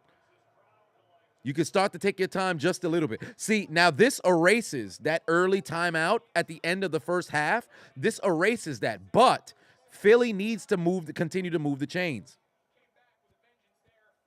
Mike said that Lane Johnson might be compensating for his re-injured groin. But even if he's trying to compensate for that, that doesn't justify leaving early every single play. Now he's leaving on time. Oh, there's Gainwell. Give me my yards, Gainwell. Thank you. All right, Gainwell gets me my yards. That's another lock on Underdog Fantasy. Oh, Jesus, I done dropped my sandwich. All right, Gainwell gets me another lock on my Underdog Fantasy. Thank you. Thank you. That's on my big boost, my big boost. All right, so now I just need Jalen Hurts to keep doing what he's doing. That's absolutely nothing on the ground, and things will work out in my favor. But George McGriddle, good Lord, I need you to get going, brother. I need you to get going. And Travis Kelce, please be available. But Gainwell gets me my yardage. I don't know why they said 12 yards. I don't know how people thought this man was not about to go and have himself, at least 20 on the ground, but it is what it is. Let's see what the update, if they completely ruled out Brock Purdy or if he's still messing around and be questionable. I think they did officially rule him out. Go to Adam Scheffler, see if they officially ruled him out. Brock Purdy is questionable to return. Yeah, and the 49ers trying to win the NFC Championship with their 4th quarterback. Indeed. Now, let me see if there's any update on Travis Kelce. I know they said it's a game-time decision, but let's see if Kelce's going to play. Yeah, he's expected to play. Yeah, Travis Kelce pulled up. Yeah, he's in the building. Look like Kelce's fixing to play. Yeah, look like he's fixing to play. They want to see him run. Game-time decision, but he's going to play. There's no way in hell he walked into the stadium all dressed up, so fresh and so clean to not play. It's not happening. So here we are. Zero Patuan said, "Are championships a major factor for the Hall of Fame?" If you're a quarterback, yes, because they attribute the championships heavily towards quarterbacks, which I think is stupid. But yes, and then ultimately, across the board, unless you were incredibly prolific, which should be the qualification to make it to the Hall of Fame. But like I stated time and time again, there's certain players who probably don't make it to the Hall of Fame if they don't have a Super Bowl. For example, if you take away the Super Bowl championships from Richard Sherman, he's not a Hall of Famer.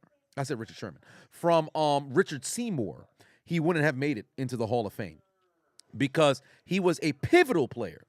Hall of Fame player without question. But you strip away the Super Bowl championships, he probably don't mess around and make it. That 2002 Tampa Bay Buccaneers squad, Warren Sapp, he would have been a Hall of Famer through and through. Derek Brooks, he would have been a Hall of Famer through and through. John Lynch, I believe John Lynch would have been a Hall of Famer through and through, but I best believe, you want to know why? He messed around and got the nod. That Super Bowl championship is what gave the homie the nod. I promise you, if John Lynch did not win that Super Bowl, it would have been 2 Super Bowl champions on that squad. Rondé Barber should be in the Hall of Fame, too. That's another one right there. Eli Manning. If Eli Manning don't win no doggone Super Bowls, I promise you right now, ain't nobody even talking about Eli Manning in the Hall of Fame. He shouldn't be considered for the Hall of Fame. So Hall of Fame or a Hall of Fame Super Bowl plays a role. Like if you're playing wide receiver or something like that, sometimes it shouldn't necessarily be attributed. Like for example, you can't look at Steve Smith and be like, well, he never won a Super Bowl. Oh, let's take a look at Randy Moss. He never won a Super Bowl. Terrell Davis, he never won a Super Bowl. Oh, I should say Terrell Owens because Terrell Davis won too. But they have to mess around and count the Super Bowl. It plays a role. So there's that. Good Lord, yeah. This man, Lane Johnson. They need to identify what's going on with Mans. If Johnson goes down, use check might be the emergency QB. Shit, they better make sure Mans don't get hurt. 2nd and 9 here. Clearly, you can see the 49ers are not going to play the timeout game unless Philadelphia can move the chains here. T.O. should have been in the Hall of Fame. No, T.O. is in the Hall of Fame. He just happened to get in on his 3rd try, which was really stupid. He should have been a first ballot Hall of Famer. Throw the ball away. Throw the ball away, Jalen. Throw the ball away. Oh, there's laundry on the field again. Jeez, Louis, where's all these flags coming from? Oh, wow. My God, what are they doing? Why are there so many flags? What is going on? It'd be something if Darren Sproles go to... No, Darren Sproles ain't Hall of Fame. Stop it. Devin Hester, that's a Hall of Fame. Darren Sproles, hell of a player. Hall of Famer? No. Illegal contact. When did the contact happen? Obviously, contact after 5 yards. He holding him at 6. That's defensive holding. Illegal contact? Yeah, defensive holding, illegal contact, fair enough. Come on, man. You got to fix those hands, brother. And you know what's crazy? You know what's crazy about that with Ward? He was in perfect position regardless. Move your fucking hands. Move your hands. He was in perfect defensive position as well. You didn't need to hug him. Move your hands. It's the little things. It's the little things. Oh, Miles Sanders got the football here. Oh, Johnson got to go and get a block. Whoa. Greenlaw, what are you doing? Get your ass back. Doing too much. Look at Greenlaw at the end of this play, right?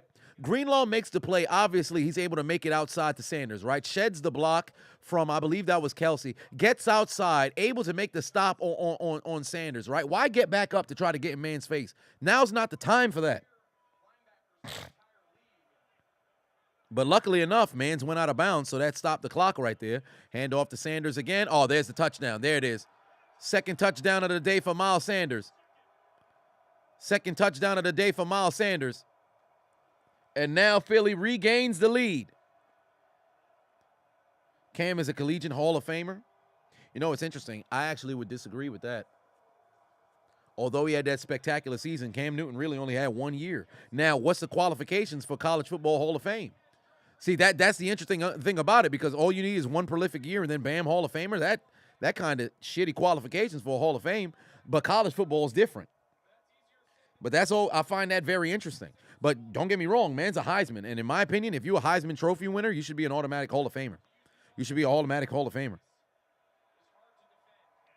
In my opinion, you should be an automatic Hall of Famer. You win the Heisman, you're an automatic Hall of Famer. But I think that's a conversation that needs to be had, because all you really need is 1 season. Man, I have myself a good season. Bam, put him in the Hall of Fame. Ain't that something?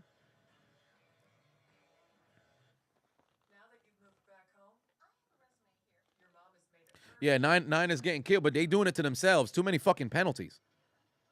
Too many fucking penalties. Level of play should be a factor as well. I agree. King Charles said, you pouring yourself another drink, you're going to drown yourself in the sadness. Why would you do that? Game just started. Tim Tebow, Hall of Fame, college football, without question. And indeed, I believe he's getting in this year.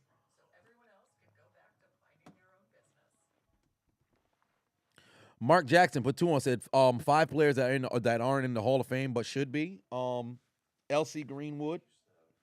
Actually, no. Jim Marshall.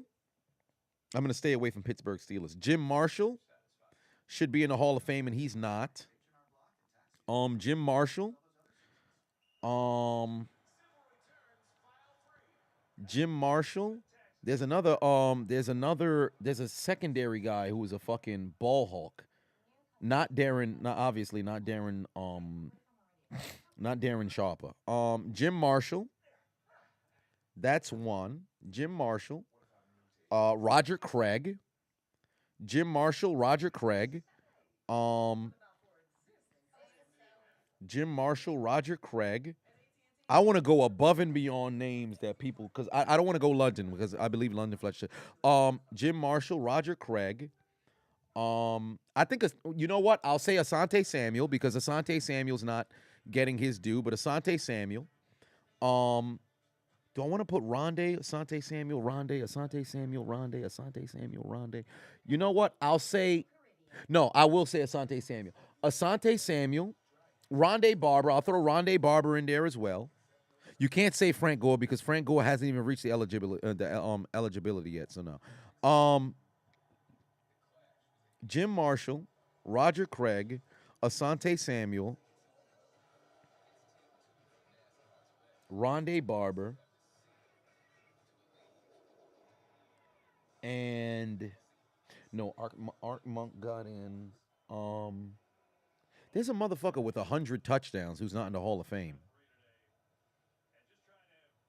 Fitzgerald didn't reach his eligibility yet. We can't use Fitzgerald yet.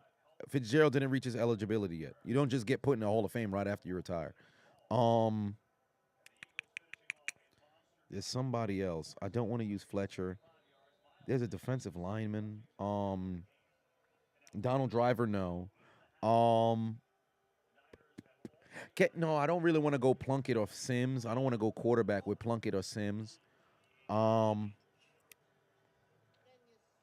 Zach Thomas. There we go. Zach Thomas. There we go. So, Zach Thomas, Rondé Barber, Asante Samuel, Jim Marshall, Roger Craig. I'd go that 5.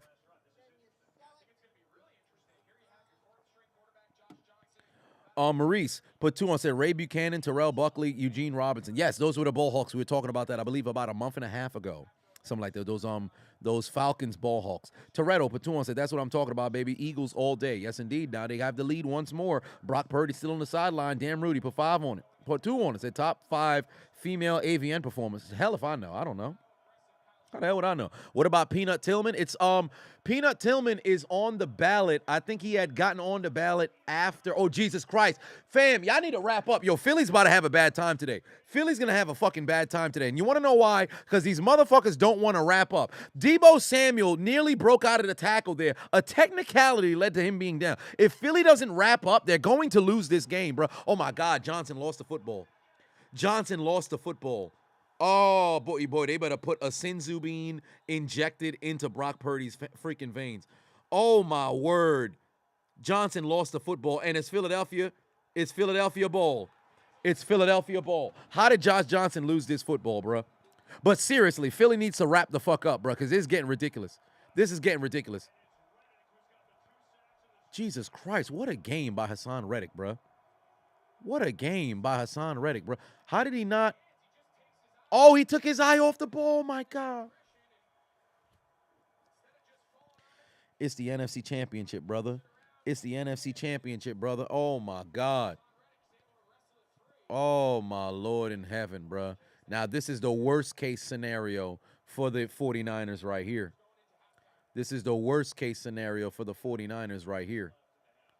I need a Jake Elliott field goal, though. Can y'all hold them to a field goal for the sake of my pick'em? That'd be very nice.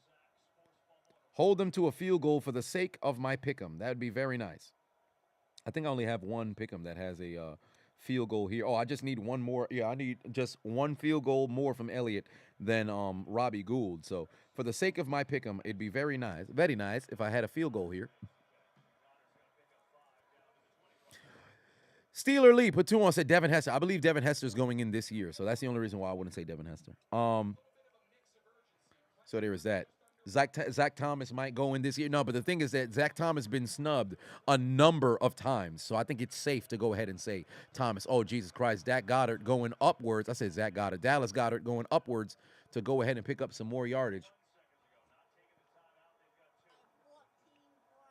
And now Hurts is going to start launching towards the end zone here. Actually, I don't mind if they score a touchdown because I do need some Jalen Hurts throwing touchdowns. So here we go. Nobody moved. Oh, boy, you need to get outside. You need to make that tackle, Greenlaw. You got to make that. Oh, Jesus, and a face mask. What are y'all doing? Undisciplined.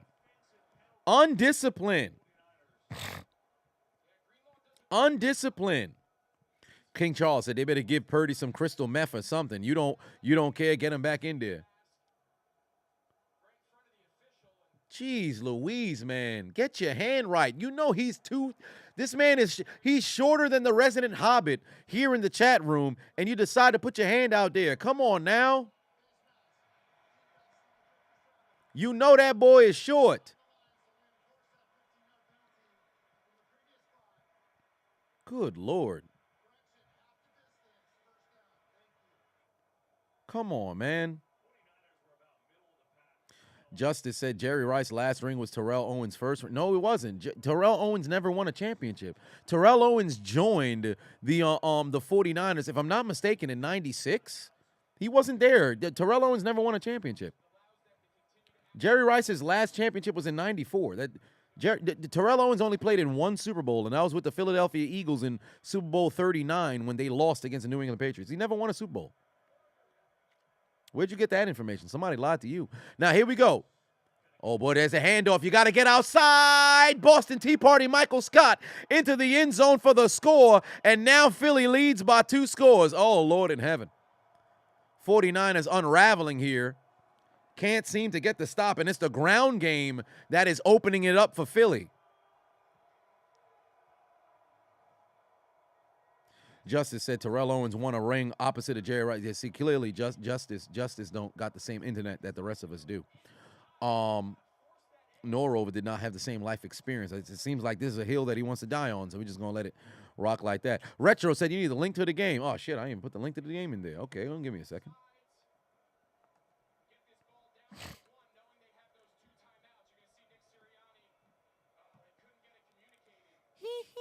And they're going to go for 2. Interesting.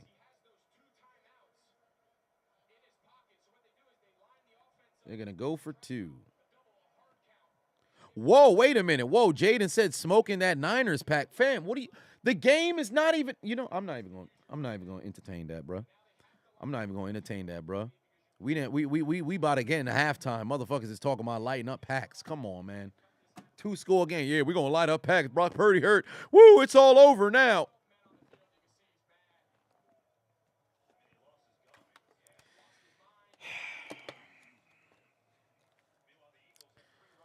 Come on, son. Come on, son. What are we doing?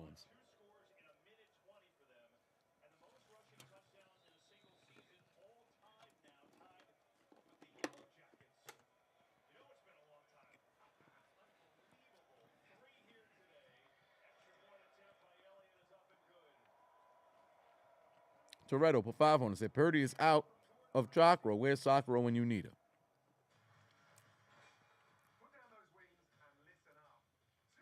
But here we go, getting ready to go to halftime. 49ers getting the football to start the second half. Josh Johnson with a brutal fumble. Man, he said, it's been a wild blowjob this season, so I ain't rolling no packs. Correct? It's like people don't watch football, bro. I don't know how many streams I got to go and say this. Game is never over until it's over, bro. This entire season, we've seen nothing but crazy comeback after crazy comeback damn near on a weekly basis. All of a sudden, man, they're out of their quarterback. These are professionals, bro. I'm not blinking until the fucking 4th quarter.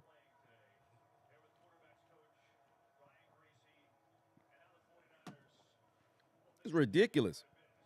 I really don't understand.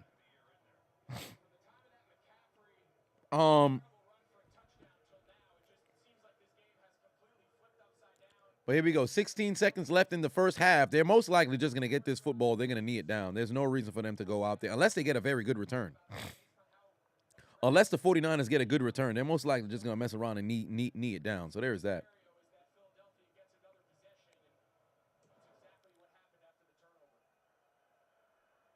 He's going to take it out of the end zone. All right, here comes Ray McLeod. If he can give them a good return, they can mess around and probably – oh, there's a good return. Take it across to the 40. They could take a shot down the field here. Good return by Ray McLeod. You could take a shot down the field here, and you got 3 timeouts remaining. Gerald Pafavon said Eagles tied the Frank Yellow Jackets for the most rushing TDs. Well, what do you know? The Frankfurt Yellow Jackets. Here we go. Let's see what the hell they plan to do here if they're going to take a shot down the field. Because you're at midfield here. Well, not midfield. They're at the 39. I thought they was at the 40, but they're at the 39. They line up with trips to the left.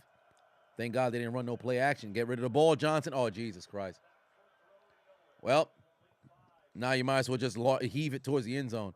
You know what's interesting is Brandon Hayek actually had a break on the football, so I don't understand why he didn't throw it further down the field. You know what's interesting was they could have thrown it, they obviously, I don't think it was there for Christian McCaffrey, but I want to see what it was that he was looking at here because, oh, he's right there. Oh, he never looked at him. Oh, he was right there. Jennings was right there. Oh, my word. He completely missed him. If I'm Johnson, I would try to just pick up some yardage to get to midfield because you have enough time to get to midfield and call timeout. Debo, get down. Oh, Jesus Christ. Time moved hella fast just now. Bruh.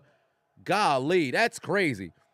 It went from 4 seconds to 2 seconds like it was nothing, bruh. That clock moved hella fast. They still would have ran out of time, but that clock moved hella fast. Golly. Clock moved hella fast, but there was nothing that he could do in that situation. And now we go to halftime. 21-7 is the lead, but the 49ers are getting the football to open up this half. Boston Pav Patuan said, yo, how you feeling knowing you felt bad last night? Well, for one, I'm feeling a little bit better, but I mean, I'm not back to 100%. I have to see today how my body feels, retaining solid food. So there's that. So we shall see. Clock running like Nikki Cross. Shit. Good Lord. So there is that. 21-7 is the score, and the 49ers get the football to start the second half. Black Freakazoid said, you despise goofy-ass fans who celebrate early as if they see 000 on the clock. My birds are leading, but they need to maintain and apply pressure. Don't care who's under center. Correct. Because if you ever played sports, let alone watched it for a long period of time, it's never over until it's over. One thing I'll never understand, and this is one thing that really, really drives me up a wall. If you ever played sports competitively and legitimately, like you played the sport with the will to win, you ain't just play, just, all right, give me a jersey. I'm part of something bigger than me. The start of something new. Ain't no way you can sit over here. You'll watch a squad. You'll watch a professional game. You're like, oh, boy, it's all over now. Like, how? It doesn't work like that. It's foolish. Shit's stupid. I've told the story time and time again. I was watching fucking Super Bowl 51. The Falcons up 28-3 after they scored, in the early portions of the third quarter. I'm in Dallas BBQs in Brooklyn, New York. There's one Patriot fan with a motherfucking Tom Brady jersey on. Mind you, I'm celebrating with the Falcons fan. Woo, put my hands in the air. Give your power to Julio Jones like we giving power to the Spirit Bomb. I told this man, fam, don't even put your head down. Pick your head up, because I promise you, Atlanta going to find a way to choke. And every time they scored, I kept looking at them. Mind you, the whole time I'm cheering for the Falcons to get the job done. I'm looking at him. I'm like, what I tell you? This man at the end of he bought me, I forget, he had to get me like 2 of they frozen drink. I think there was a Moscato Mama, and it's somebody like, fam, whatever the fuck you want, I got you. I was the one motherfucker who told this man, do not lose no morale, because I promise you they're going to find a way to fuck it up. They was losing by 25 in the Super Bowl. Everybody pointing, laughing in this man's face. I'm over here celebrating. Fam, they're going to come back. Just watch. And I'm the only person who on this dude's side. I promise you, if Mance was a school shooter, I would have been spared. That's all I got to say. That's all I got to say. Every time I watch football, you never see me fucking prematurely celebrate. We just seen 2 weeks ago, 27-0, the goddamn Chargers had the lead. And what happened? They blew it. A little under 2 months ago, we watched a 33-point lead from the Colts to the Vikings. They blew it. 4 different occasions, the Raiders up by double digits. They blew it. The Ravens, 3 different occasions, double-digit leads. They blew it. This season alone, over 20 comebacks in the fourth quarter. Hell, it might be 30 across the league. Teams blowing it. But oh no, it's at halftime. It's all over now. It's a 2-score game. It's all over now. That's y'all dumbass motherfuckers. That's y'all dumbass motherfuckers. Don't get me wrong. Philly can win this game. That doesn't change what the fuck I'm saying. Because when you prematurely sit around here and talk about the game's over with a whole other half of football left to play because, well, the rookie got hurt. He was supposed to take them to the promised land. All I can say to you is, uh-oh, retard alert. Retard alert, class. Uh-oh, retard alert. Retard alert, class. Uh-oh, retard alert. Retard alert, class. that's all I got to say about that. But, damn Rudy, put 2 on it. Said, thick callus on your palms. Got to stay warm somehow. Sir, what do you mean by that? What do you mean by that? What's going on over here? What do you mean by that? What do you mean by that? Eli Manning or Matt Ryan says, E-Man. I'm not too sure why he keeps spamming it. But whatever the case may be, Eli or Ryan, who's the better quarterback? Well, I actually would say Eli. I would take Eli Manning over Matt Ryan. I think Matt Ryan, Eli obviously has the better career. Matt Ryan, for all intents and purposes, him and Eli somewhat, they've had somewhat of an identical path with teams, or front offices maybe not working well in their favor. But I think I would take Eli over Matt Ryan because Matt Ryan can put up points, but then he can't close games. Eli has shown time and time again he can close games ultimately when it matters. So between the two, I think I would take Eli Manning, despite the fact that I do believe that Eli is the greatest average quarterback of all time. Who's the GOAT 49 fam? It's Jerry Rice. It's Jerry Rice or Joe Montana. It's one of the two. There's nobody else. But I believe Jerry Rice is the greatest football player who ever played the sport. So since that's the case, I would have to say Jerry Rice. But if you say Joe Montana, I'm not arguing with you. I'm not arguing with you. JT Pafavon said, need Gould to make 2 field goals and Kittle to have over 47 yards to complete your pick'ems. Well, I'll say this much. For me, I simply need Elliott to make just 1 more field goal than Robbie Gould, and then ultimately I too need Kittle to pick up some yardage. So I would hope that this upcoming drive they head Kittle's way and get the football into his hands. So there is that. DeAndre said Eli got a career a win percentage of exactly 50%. You don't need to tell me about Eli. I've debunked Eli Manning. So, like this myth of Eli Manning, I ain't somebody who fall for that genjutsu. People could fall for that genjutsu all day. He beat Brady. If you ever think about it, whenever people talk about Eli Manning's career, it's never have anything to do with Eli Manning. It has everything to do with Tom Brady. That should say something about somebody. When you make an argument for somebody's career, you shouldn't be talking about other people. Ain't that interesting? Like, really think about that. Ain't that something?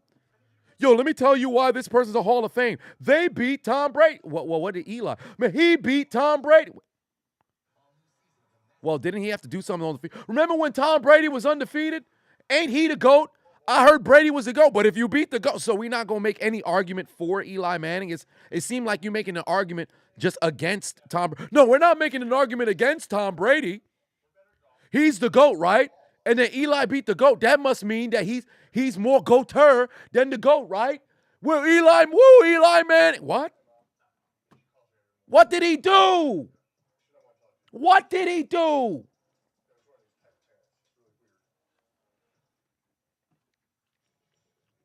So there's that. But Matt Ryan at least has a winning record. But if I had to choose between the two, Eli Manning or Matt Ryan, I think I'd probably lean more towards Eli Manning because just unfortunately for Matt Ryan, he's just been on the wrong side of fucking history.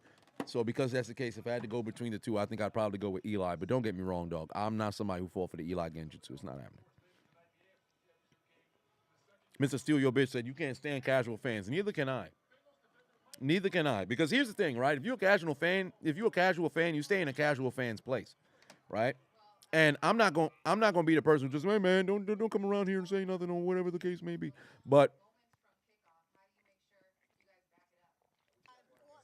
ultimately, that's Mike Hilton. But the way that I see it is, if you're a casual fan or whatever the case may be, don't sit over here and try to make it seem as if you're some sort of aficionado. That's where I got problems.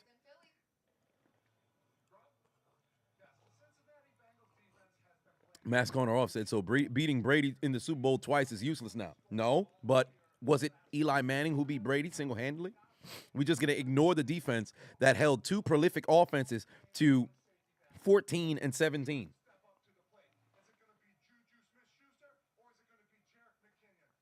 It's like you have to look at the context of the game. People just look at the names in the box score. And if you really go back and you watch that game, was Eli Manning the best player on the field in Super Bowl 42? Fuck no, he wasn't. Strahan was the best player on the field that game. You can make the argument Ura, Tuck, number of different people on that D-line. Those were the better players during the damn game. Eli ain't do shit until that final drive, and still he launched it down the doggone field. If Rodney Harrison swipes down rather than swipe horizontally, we're not talking about Eli Manning. 2011, he had a great run in the playoffs. I'll give him all of his credit. That year, magnificent from start to finish. But we've seen Flacco have something like that. All of a sudden, Flacco Hall of Fame and things of that nature. No, we have to look at the context. We have to look at the context. I'm not having this conversation right now. I'm not having this conversation. Maurice Patuan said, rarely anybody mentions Chris Dolman. He's a Hall of Fame. Well, here's the thing, right? With certain sort of players who are the older of the older generations, they end up getting overlooked because people, well, we don't remember watching them play.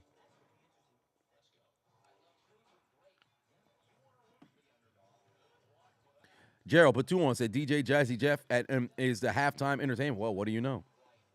Mahmoud Pafavon said, it's a shame that Ryan is remembered as a choke artist. He achieved more comebacks than Hall of Famers. Indeed, he did. But unfortunately, because of those large, playoff woes, and then ultimately, constant choke jobs of his squads, and oftentimes as his defense is folding, he's going to be remembered as the spearhead of the – there's a gnat over here. I got to kill it. But he's going to be remembered as the spearhead of those unfortunate teams. Darian Pafavon said, it bothers me when they talk about Eli because they bring those 2 years up but ignore the other 15 of his career. Correct. That's the funny thing about it. And that's the problem that I have with a lot of times when pundits or casual fans talk about sports is because you have to look at the totality of somebody's career. And that's one of the reasons why whenever people talk about rings, I always look at it like this. All right, great. Somebody like Brady, that's an anomaly, right? But if you played 18 years, right? You win 3 Super Bowls. That's great. You have an additional 15 years. What happened in that 15 years? For Eli Manning, he had a 16-year career, right? Or 16 or 15, I forget. But whatever the case was, you have those 2 playoff runs. You never won a playoff game outside of those 2 playoff runs. Of the 2 playoff runs, really, you only had 4 games that I can really attribute to it's Eli Manning who got the job done here. Right? Arguably 4. Then you look at the remainder of the year. Eli, truly, you can say 4 solid seasons. 1 or 2 spectacular, and then 4 total solid seasons. The other, you got double-digit years that was kind of, and your team sucked. So now, like, what? Come on now. It's ridiculous. It's when people make arguments, that's why you always have to, whenever you're talking sports with somebody, you have to consider where their mindset is and what they consider great, right? So when somebody says somebody's overrated, all right, cool. Who would you have rated more? Once you hear the person's argument, you don't know what the hell you're talking about. All right, cool. You don't sit over here and have an argument with an idiot because soon enough, if it's somebody who's a spectator comes along and you see 2 people arguing, they won't be able to tell who's the idiot and who's not. Gavis, put 20 on it. Said, in my opinion, who's the Eagles' greatest of all time? The Eagles' greatest of all, Reggie White. Yeah, I don't think there's Reggie White, Brian Dawkins. Reggie White, Brian Dawkins, Chuck Banderick. Reggie White, Brian Dawkins, Chuck Banderick, Jason Kelsey.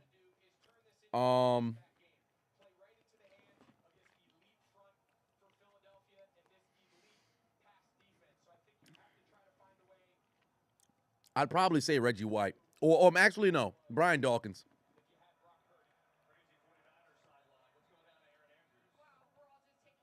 Reggie White, Brian Dawkins, but probably Ryan Dawkins.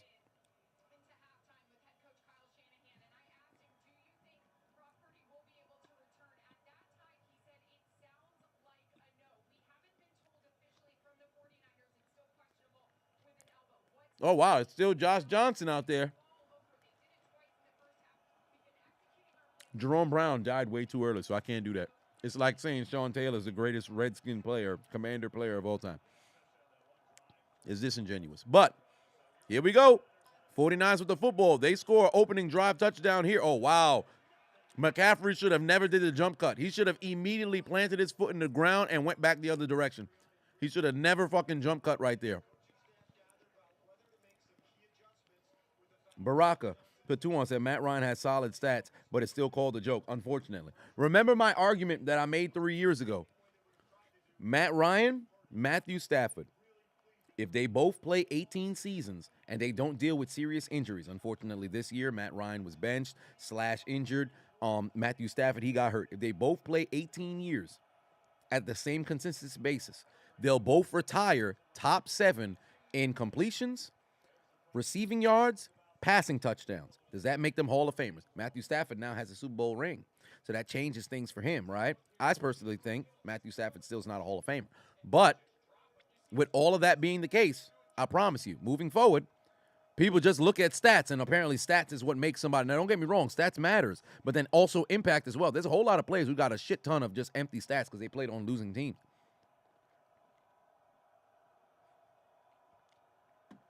Third and 13 here. First, they're 1 for 3 on third downs thus far. Let's see what Johnson can do. Fam, snap the football. What are they doing? Get rid of the ball. Get rid of the ball. He's got a man. That's George Kittle. All right, Kittle. Finally moving the goddamn chains. I needed that for my pick'em. Here we go. Whoa. Chris, we don't do that. Pittsburgh never tank. Stop it. Pittsburgh ain't tanking. No, don't ever right tank. All right, let's take a look at my pick'ems. If you guys haven't already, click the link in my description. Download the Underdog Fantasy app. Use the promo code Adonis if you haven't already. I need 15 more yards from George McGriddle Kittle to get another lock. I need 15 more yards from George McGriddle Kittle. I sounded like a fucking Bostoner. I need 15 more yards from George McGriddle Kittle to get myself another lock on Underdog Fantasy. So I need George Kittle to start getting involved here. If you're Josh Johnson, oh my God, another flag? What is going on? And I need Jennings to get himself to football as well. Is this another delay of game? Is it a false start? What is going on?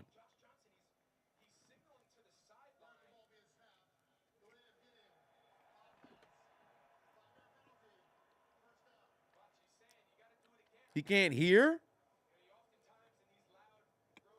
That is incredible, bro. That's incredible. They better just start do it like in fucking high school. Send a receiver to the OC or the head coach. Get the play and run it into the huddle, bro. Fuck this radio shit. You can't keep taking delay of game penalties. It's the NFC Championship. Your season's on the line. You can't keep taking this a third time. Jeez, Louis. Oh, you got to dump it off. He waited too long. McCaffrey could have got 4 yards there. Instead, he only gets 1. He could have got 4 yards there. Phillip Rivers should be before Matt Ryan. I always make the argument I'd have Phillip Rivers in front of Eli, but Eli got them 2 championships, and Phillip Rivers never went to a Super Bowl. And his front office completely, cost him. But truly, if I had to say between the two, I actually would have Rivers in front of Ryan, and then Ryan got that MVP as well. But I would still have Rivers there. Good Lord. Chevron Pateno said, but you cannot blame players like Stafford with empty stats if their teams were horrendous around them. Those Lions teams in 2010s were built to lose other than Megatron and Stafford. Correct. Like, ultimately, you got to play with what you got. Especially when you playing quarterback. It's very difficult to be a quarterback and just fucking build up a bunch of, empty stats. Because ultimately, what is your job at the end of the game? Let's just hand off the fucking football. No, you got to go out there and try to get points. You playing for your fucking job too, You playing for your job too. So I'm not necessarily going to go out there and fault them and all the other stuff, but ultimately, if you're somebody who's supposed to be a Hall of Famer, transcendent kind of player, because that's what the Hall of Famers should be, you can't just constantly be on these losing team after losing team after losing team after losing team after losing team. It's very difficult. Is it because his head hit the ground? Wow, they about to take Johnson out the game. So now Juszczyk has to go. I think Juszczyk going to have to line up at quarterback. They got Purdy warming up again. Because Johnson got to come out for one play.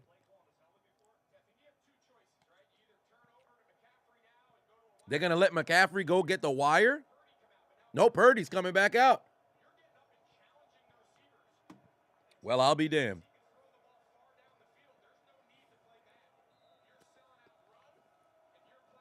Purdy is back in the game. Hubert for 20 says, Sac passe. Shout out to the greatest Haitian commentator on the planet. Always a pleasure to watch your videos. I appreciate you. My boule brother. Here we go. 3rd and 14 here. Purdy with the handoff to Christian McCaffrey. Oh, he's got, oh my God, he had a chance. Oh, he had a chance. Wow. Man, that brother had a burst of speed. He had a chance to get outside, bro. Golly.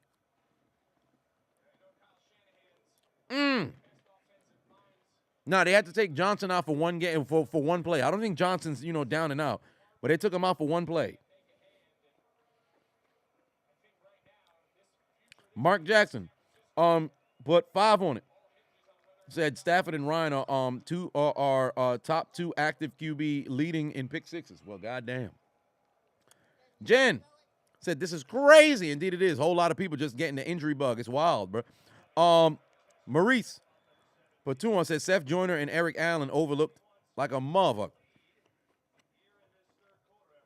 Oh, this man pushing people? What are y'all doing? Stop pushing people. It's fucking shoving buddies over here. Chevron for 5 on said there's plenty of Hall of Famers on constant losing teams. Remember, football is a team game. Team gets a W and an L together. Correct. They do. There's a lot of players who are in the Hall of Fame on losing teams. However, in this generation, and this is why it's different, right? Because I think football was judged more purely back in the day.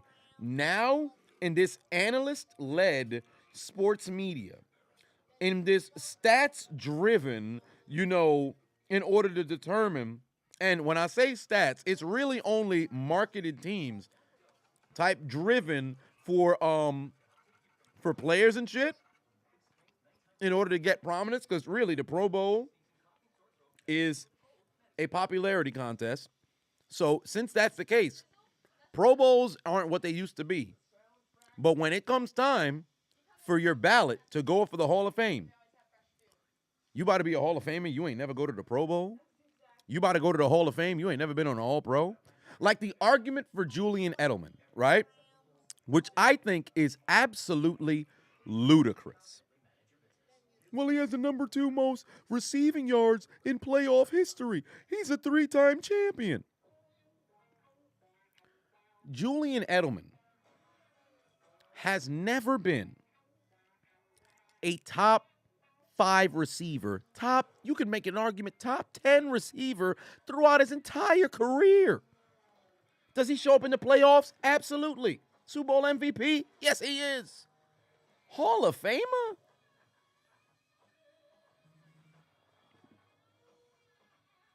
Did you ever watch, like legitimately, when they won the Super, like when Edelman retired, there was a legitimate conversation till this day. Go to Twitter right now. Type in Julian Edelman Hall of Fame.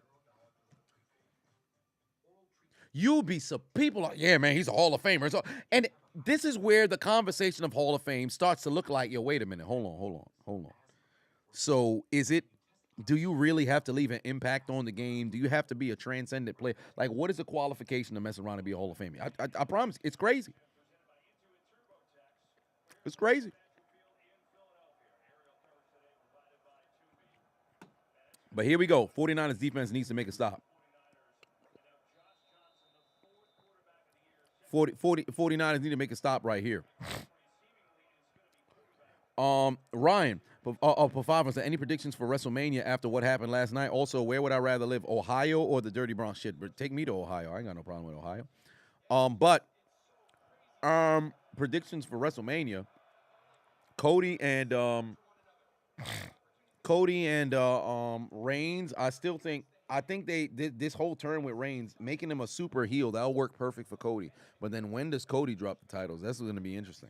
But because three damn near 3-year reign, whew, that's tough to beat.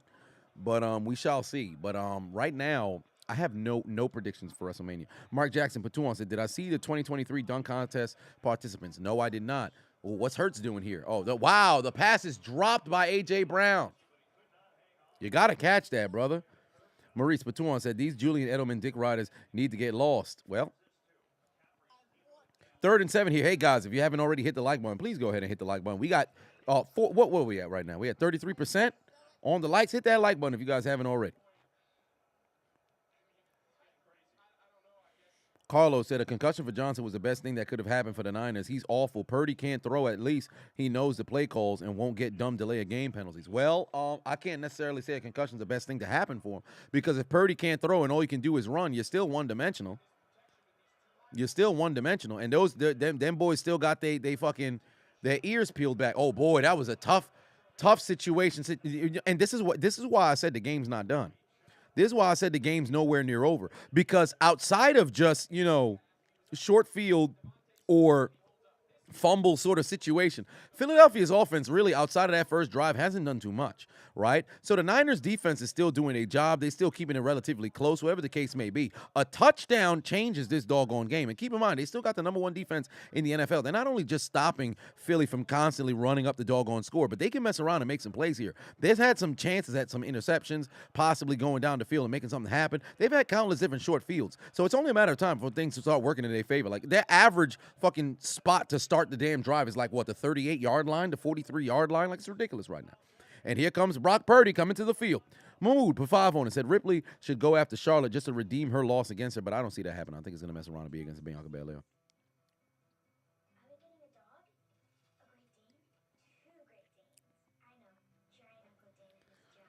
Whoo, boy. Let's take a look at the statistics. Take a look at the statistics. Thus far in this game, 21-7, Philadelphia leading at the crib. Jalen Hurts is 13 of 21 through the air, 97 yards, and he's been sacked 1 time. No touchdowns, no interceptions. On the ground, frequent fly, Booby Miles Sanders, 11 carries, 42 yards. Kenneth Gainwell, 3 carries, 21 yards, but Miles Sanders found the end zone twice. And then Boston Tea Party, Michael Scott got 1 carry. That 1 carry, 10-yard touchdown as well. Meanwhile, for the 49ers, Josh Johnson is 7 of 13, 74 yards, no touchdowns, no interceptions, 3 delay of games, and 2 sacks. Brock Purdy, who left the game early, but now coming back to the game, is 2 of 2 for 19 yards. He had a fumble lost earlier in the game that ultimately gave Philadelphia a short field, and then ultimately, changed the game and game plan for the 49ers. But now, can he bounce them back? Their leading receiver is Deebo Samuel with 3 catches for 33 yards, and George McGriddle Kittle follows with 2 catches for 31 yards. Meanwhile, for the Philadelphia Eagles, their leading receiver, Devontae Smith, 1 catch of 29 yards. A.J. Brown has 4 catches for 28 yards. And then last but not least, Dallas Goedert has 5 catches for 23 yards. Both kickers have not kicked any field goals, only extra points. And the flow of this game has been relatively interesting, if I had to say so myself, because it started out with Philadelphia going down the field, getting a score. Then ultimately the fumble by Brock Purdy. It resulted in back-to-back-to-back punts for the Philadelphia Eagles, in which they only got 1 first down in 3 consecutive drives, led to the 49ers getting a score, and then ultimately countless 49ers penalties did not work in their favor on the final drive, or I should say their second-to-last drive of Philadelphia's second-to-last drive during the half that led to Philly going 14 plays down the field to find the end zone, ultimately leading to Josh Johnson failing to go ahead and recover the football after a muffed snap that led to another Philadelphia touchdown. And now with a 21-7 lead, Brock Purdy back in the game, or I should say a 21-7 deficit. Brock Purdy back in the game. Can he lead the 49ers back to prominence? We shall see. There's a handoff to Deebo Samuel. Can he get outside? No, he cannot. Cuts back inside where his friends are. Does not work in his favor. He's going to take a loss for 4 yards. Oh, no, they're going to mark him for a loss of 5.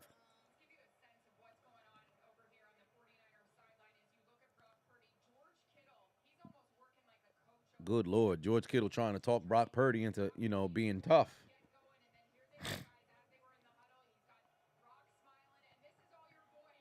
Good Lord, they trying to make this man laugh, trying to calm him down. Like, hey, listen, I know your arm hurt, but bruh, you got 30 minutes for the rest of your life. Douglas, but 5-1 said Brock Purdy said I'm going to have to go back to making money on OnlyFans if I don't finish this game.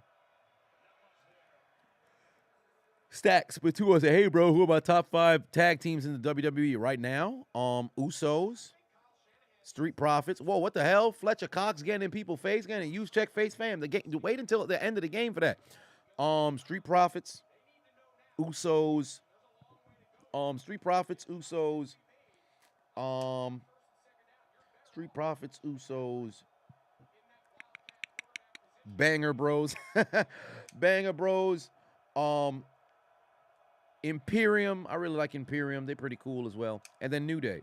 So I'd have to say that 5 for right now. Josh Jones, put 2 on it. Said, can I put you in a memoir? If so, pick a name. Oh wow. Well, I'm all for it. I mean, shit. I'd be honored to be up in there. That'd be pretty doggone dope, man. I appreciate it. Now, as for a name, I guess you can go with Adonis. Why not? I'm all for it. Good Lord. 4th down. Brock Purdy here had to throw the ball short. They had to run that screen there, but unfortunately it went absolutely nowhere.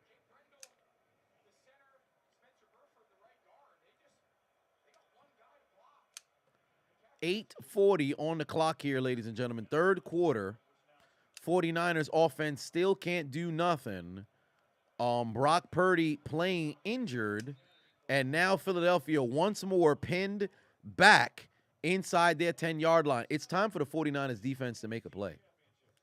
It's time for the 49ers defense to make a play. They're going to have to go out there and do something. They got to do something. They got to go out there and do something. Because right now they're doing a very good job, but they need to start doing a great job. They need to start doing a great job. Am I going live for Chiefs and Bengals?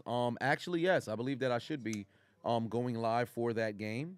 So give it about an hour and a half. I shall be, an hour and 20 minutes or so. I'll be live again. At the conclusion of this game, I'm not going to sit here and, watch the trophy presentation so I could go and give my voice a little rest or whatever the case may be. But there's that. Did I hear that Stetson Bennett got arrested? Yes, I did. Yes, I did. What do I think about Jay leaving the bloodline? Well, walking out because it's beautiful fucking storytelling. Absolutely beautiful fucking storytelling. I loved every second of it, man. Talk about a captivating story. This might be WWE's best storyline this side of the millennium, dog.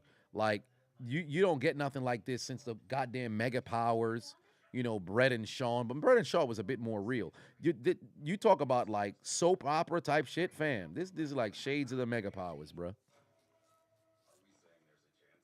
Whoa, Fletcher Stretcher Cox needs to step up, says Truman. Good Lord, what a name. What a name.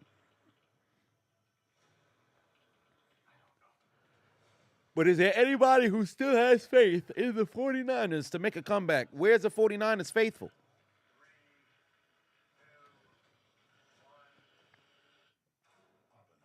What do I think about the pickup ball all-star game format? I like it. Pick right before the game. I think I really like it. The only downside is for people who wanted to buy all-star jerseys, you can't really get it at the stadium at that point because nobody will know, what the who's wearing what jersey, whatever the case may be. So I wonder how soon they would go ahead and then get the jerseys, made or whatever the case may be. So we'll see in a couple of weeks. CEO of the new media. Patuan said, do I watch Power or is that not your thing? No, I don't watch Power. But you'd have to ask the unchiseled Adonis. He watches Power.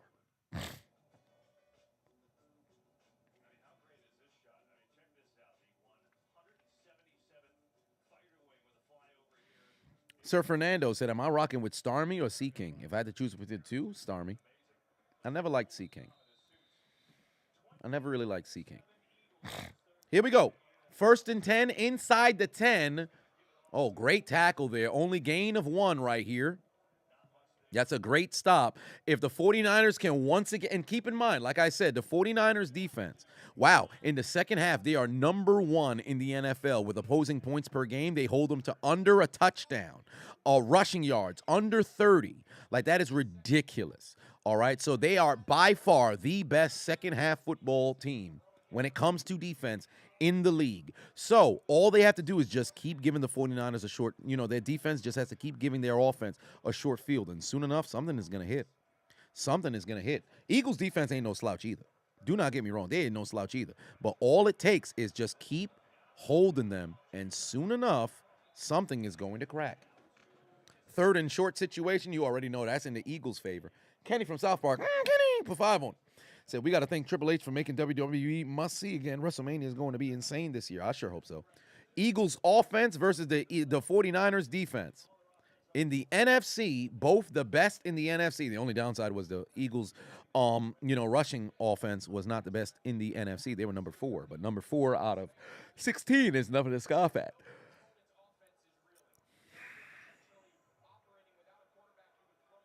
Third and 2, you know Hurts is probably going to keep it himself. He's probably going to keep it himself. Oh, boy. Oh, Devontae Smith. Right there.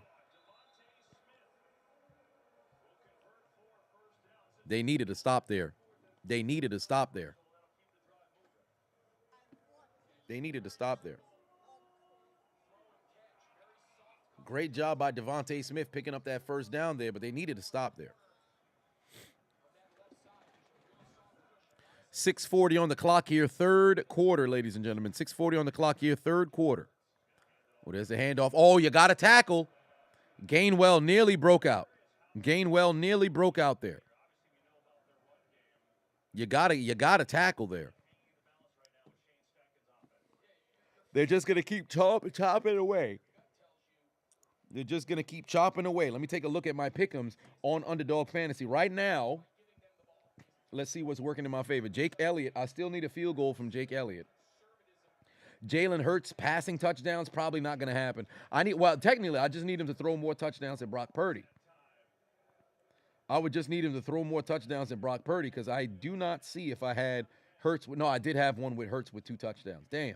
Yeah, so this one, unless he was to explode in the fucking fourth quarter, what's the probability of that happening? So right now, on my pick'ems, on Underdog Fantasy, if you guys haven't already, click the link in my description. Download the Underdog Fantasy app. Use the promo code Adonis. I have Jake Elliott making more field goals than Robbie Gould. Right now, neither of them have attempted a field goal. I have Pacheco having more rushing and receiving yards than Joe Mixon. And then also Patrick Mahomes throwing more touchdowns than Joe Burrow. Jalen Hurts throwing more touchdowns than Brock Purdy. And then Travis Kelce outgaining Hayden Hurst. Gainwell picks up the first down there, and Philly is still moving the chains.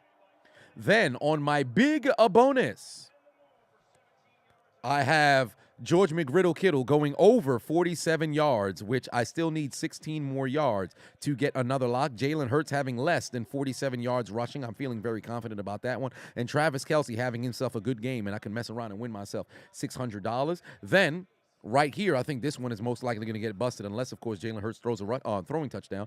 Travis Kelce having himself a good game. Brock Purdy having under 20 completions. Jalen Hurts throwing 2 touchdowns, and Evan McPherson making a couple of field goals. And then last but not least right here, and now Jalen Hurts is starting to cost me because he likes to run right now. I'm not liking that. Then right here, I have Jalen Hurts running the football less than 11 times. He just had his 6th rush attempt, if I'm not mistaken. Devontae Smith having more receiving yards than Brandon Hayek. Jawan Jennings having more yardage than Quez Watkins, Jerick McKinnon, having more, yards than Joe Mixon, and then last but not least, George Kittle having more yardage than Dallas Goedert. So we shall see how this all plays out here today. And if I win myself a little bit of money, and you guys can win some money as well. So make sure you click the link in my description, download the Underdog Fantasy app, use the promo code Adonis if you have not already, and they will match your deposit up to $100. That's Underdog Fantasy. Let them know I sent you. Now, 3rd and 6 here. 49ers defense needs a stop. 49ers defense needs a stop. Frank Batua said better than Ray and Batista. Better than Ray and Batista. What do you mean by that? Better than Ray and Batista. What do you mean by that? Kenny. Oh, yes, I just read that one. But what do you mean by Ray and Batista? What do you mean by that? Ray and Batista's tag team? I enjoyed Ray and Batista's tag team, but what do you mean by that? Somebody said a different team was better. 3rd and 6. Oh, Hurts is going for it. Great breakaway. Great breakdown from Ward. I believe he did get his hand on that football to get a breakdown. I said a breakdown, to get a pass breakup. Quez Watkins nearly got all the way down there. Great job by Ward to get his hand on that football. Great job. Good hands. Good hands. May J, put 2 on it. No PI. No, that's no PI. That's lean drill right there. Well, wait a minute. Little Steve said 3 and out, sir. Sir, they picked up like 3 first downs. Where did you get 3 and out from? Oh, Lord, there's laundry on the field. 4th and 6. They might have a running into the kicker. That set up a 4th and short, and you already know Sirianni likes to go for it. Roughing the kicker. Oh, he hit the law. Oh, man. Damn. Damn. Undisciplined football strikes back again. Undisciplined football strikes back again. They can't get themselves off. Good Lord in heaven, bro. Golly. You know what's crazy? The 8 penalty. Somebody tell me if I'm wrong. Does the 49ers' 8 accepted penalties not feel like 15 tonight? Does it not feel like 15 tonight?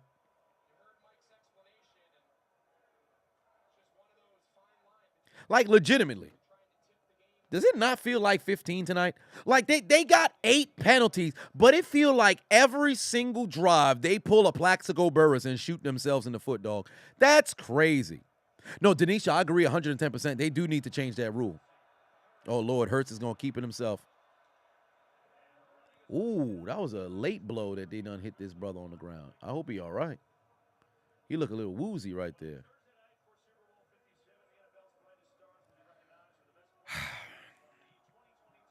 Ayers said, should stiff arms be called for roughing the defender? To be honest with you, I think stiff arms are illegal hands to the face.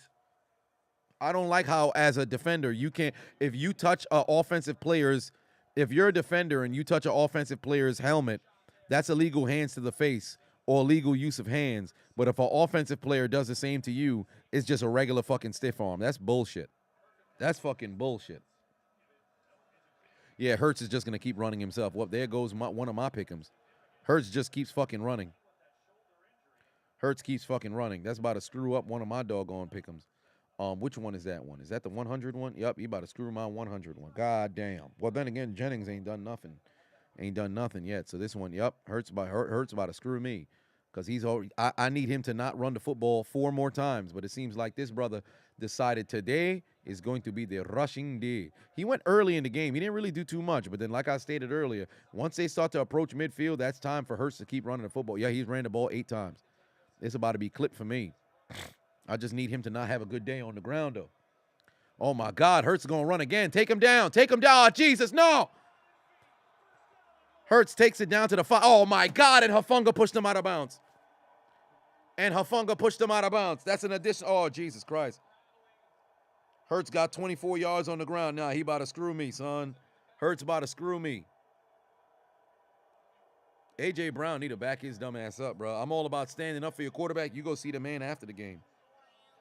That's half the distance to the goal. They about to put the ball at the 3-yard line. Good Lord in heaven. They about to put the ball at the 3-yard line. Hurts just said, I'm going to keep running. What the hell was Hufanga doing? He's already out of bounds, bro. What are you doing? Boy, the 49ers are being fucking stupid. You could sit here and talk about, man, their quarterback got hurt, all this other stuff, right? Opening drive, Philly went down the field. 49ers defense did what the fuck they had to do. What happened on that second to last drive? What did the 49ers do? The 49ers got 3 fucking penalties that ended up leading to extending the Philadelphia drive that ultimately resulted in a touchdown. Next goddamn 49ers drive, Josh Johnson can't seem to corral the football. Philadelphia gets the football. They score a touchdown right there. They also had another, penalty on that drive as well. 49ers doing it to themselves. I don't want to hear shit. They doing it to themselves. Unfucking disciplined football. Unfucking disciplined football. Kenny from South Park. Kenny, put 5 on it. Said 49ers recklessness on defense might have cost them this game. It's just no discipline from San Francisco. Correct. Perk Angle, put 2 on, said, if Kelsey is ruled out, can we make another pick? No. I think they would just void it.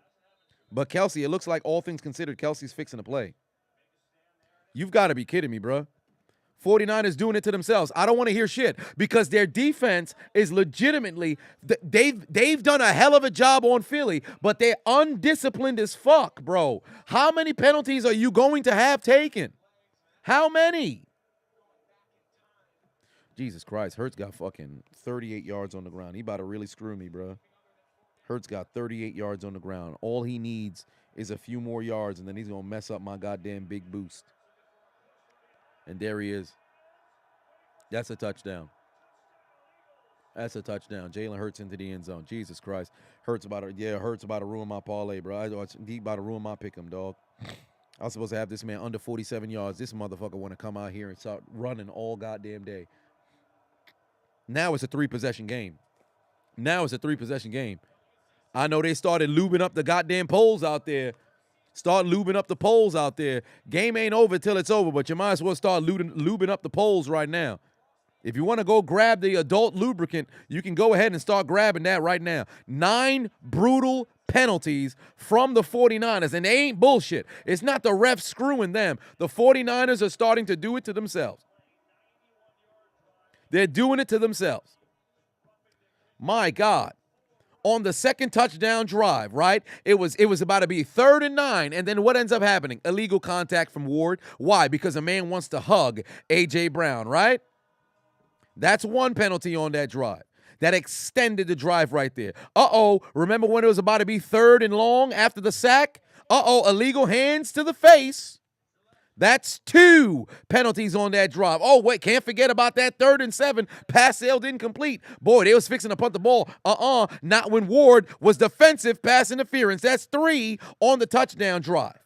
Then, after the fumble, give the ball right back to the goddamn Eagles, right? What ended up happening? Can't forget about that green law face mask on Boston Tea Party Michael Scott. 4 penalties on touchdown drives, and then just now, unnecessary roughness on Hufanga, and then you ultimately have the motherfucking other penalty on roughing the kicker. They can't get off the field, and now look at him. Another goddamn point. That is 6 penalties on touchdown drives. 49ers doing it to their goddamn selves, bro. They ought to be ashamed of themselves. They doing it to themselves. Don't talk to me about quarterback. Don't talk to me about none of that shit. Because the story of this game is not the 49ers offense. Their defense lack of goddamn discipline. I don't want to hear shit about the goddamn quarterback. But Brock Purdy being hurt, that changes the game. You're the number 1 defense in the NFL. The fuck you being undisciplined for? Come on, man. 28-7. And yes, they did have 27 at one point. Gotta be kidding me. Matthew put 5 on and said, hi, Adonis. My Eagles doing it, bro. Also, man, this whole game, this one announcer won't stop sucking off the 49ers no matter how bad they're doing.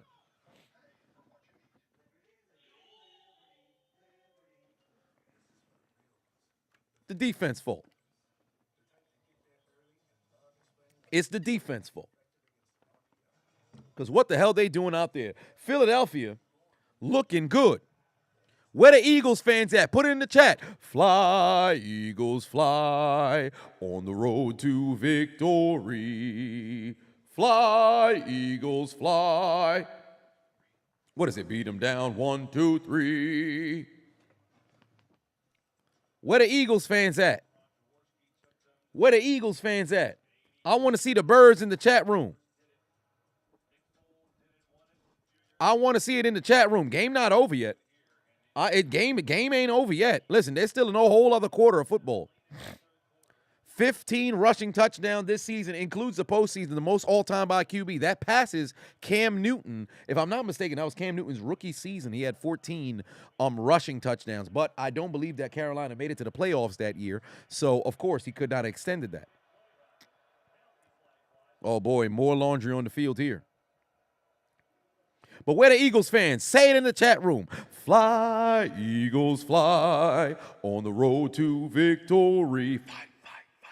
Fight, Eagles, fight. Score a touchdown. 1, 2, 3. 1, 2, 3. Hit him low, hit him high. And watch our Eagles fly. Fly, Eagles, fly. On the road to victory. Eagles, Eagles. Arrest EDP 445. The Eagles are looking good right now. Cruising, trying to make it back to the Super Bowl for the first time in 5 years, leading 28-7. But can Kyle Shanahan pull a comeback out of his ass? Brock Purdy playing with 1.5 arms. Can he find George McGriddle-Kittle and try to find a little bit of magic to bring the 49ers to the Super Bowl?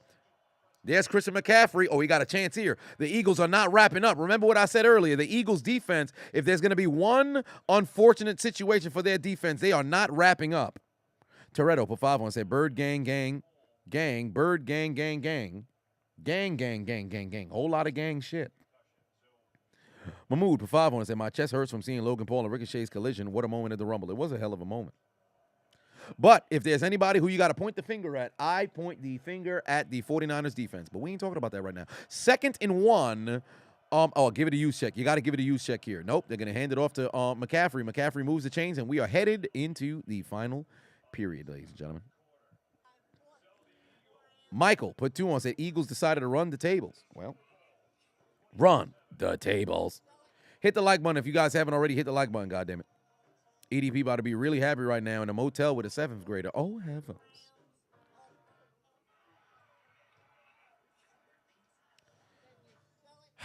If you're a 49ers fan right now, I don't want to hear shit about no quarterbacks, bro. I don't need to make the argument. I don't need to say nothing. I don't want to hear nothing about no doggone quarterbacks, bro. Your defense, lack of discipline is what costing you this game, bro. Your defense's lack of 6 penalties on 3 touchdown drives. 6. And neither of them was ticky-tack. Neither of them was ticky-tack. You did it to your fucking self. The roughing the punter, that one, I can kind of understand that one. I'd be a little bit up in hands about that one, too. I'd be a little bit up in arms on that one as well. I can understand that one. But you got to be kidding me. You can't play undisciplined football. You can't play undisciplined football. I said that since the first half. When I was talking about the unnecessary, chirping at the beginning of the game, the pushing, the getting in people's face, the doing the stupid shit. What did I say? What did I say? People think, man, calm down. It's football. It's not that big of a deal. Oh, word? Oh, word? Hafunga, pushing motherfuckers out of bounds when they already out of bounds. Oh, word? Discipline not that big of a deal, right?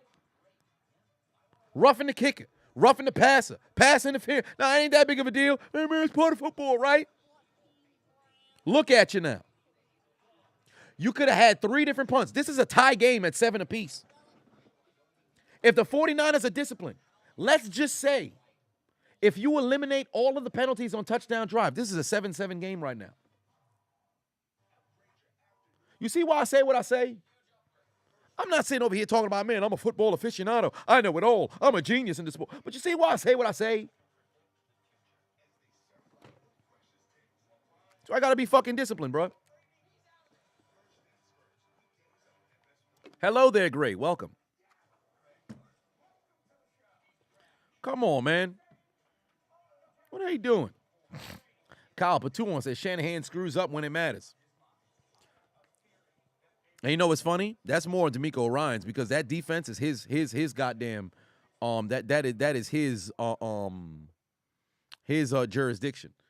Shanahan, obviously, you the head coach, so you got to make sure motherfuckers fall in line. But he's trying to figure out the fucking offense with a backup quarterback and Johnson going back in there and whatever the case may be. So I'm not necessarily going to put this all on Shanahan's shoulders because he was dealt a bad hand early in this game. But that defense, that is incredible. That's incredible to be that undisciplined. That's incredible. That's incredible. Do I think that D'Amico Ryans gets a head coaching job after tonight's game? Absolutely. Absolutely. Absolutely. Well, wait a minute. Big Duke said overrated. Wait, what? Who's overrated? 49ers defense? No, they're as legit as they come. They've earned the right to be the number one. You're not going to do that. 49ers won 12 in a row. We can't say overrated because they lost in the NFC Championship. You're now overrated. Who would you rate higher than them? They still playing? It's only the Eagles. Who else in the NFC? Come on now. Let's not just start throwing out these false accusations now. But They got to, fam, they're going to have to start throwing this football. Ooh, wait a minute. That's on Sweat? What the hell was Sweat doing? They had a flag on Sweat. What did Sweat do? That's an automatic first down. What the fuck he do? Illegal hands to the face? Foul. Foles. Or should say fouls. Toaster said, I don't get the roughing the kicker penalty. If the defender's main job is to block the punt, what should the defender do? Just stop on a dime? Same with the roughing the passer. I agree. That's the only one where I'll say, it's a little bit ticky-tacky, right? And personally, if I know I could possibly make it to go get a block, oh, boy, here comes Debo. Little bit of trickery. Can he get outside? Get outside. Get outside. Get outside. Get outside. Fam, you're not going to get back inside, brother. Get your ass down, man. They're going to need to start throwing this football, man. I understand Purdy is limited, but it comes a time where you got to start saying, yo, we got to let this son bitch loose, bro. You got to let this son bitch loose, man. The Super Bowl is on the goddamn line here. You got to let that son bitch loose. But yeah, with the roughing the kicker, the problem that I have with it is if you get blocked into somebody, I think that should become reviewable. I think that should be reviewable. Truly, I'm not a big fan of everything going to review, but that sort of situation where it's really close, it's a very difficult kind of call, man. McCaffrey able to pick up the first down. Fam, they keep going with this run game stuff, man. They keep trying to run this doggone run game stuff, man. We'll have to see. We'll have to see what transpires here. Timothy Patuan said the Eagles are still frauds.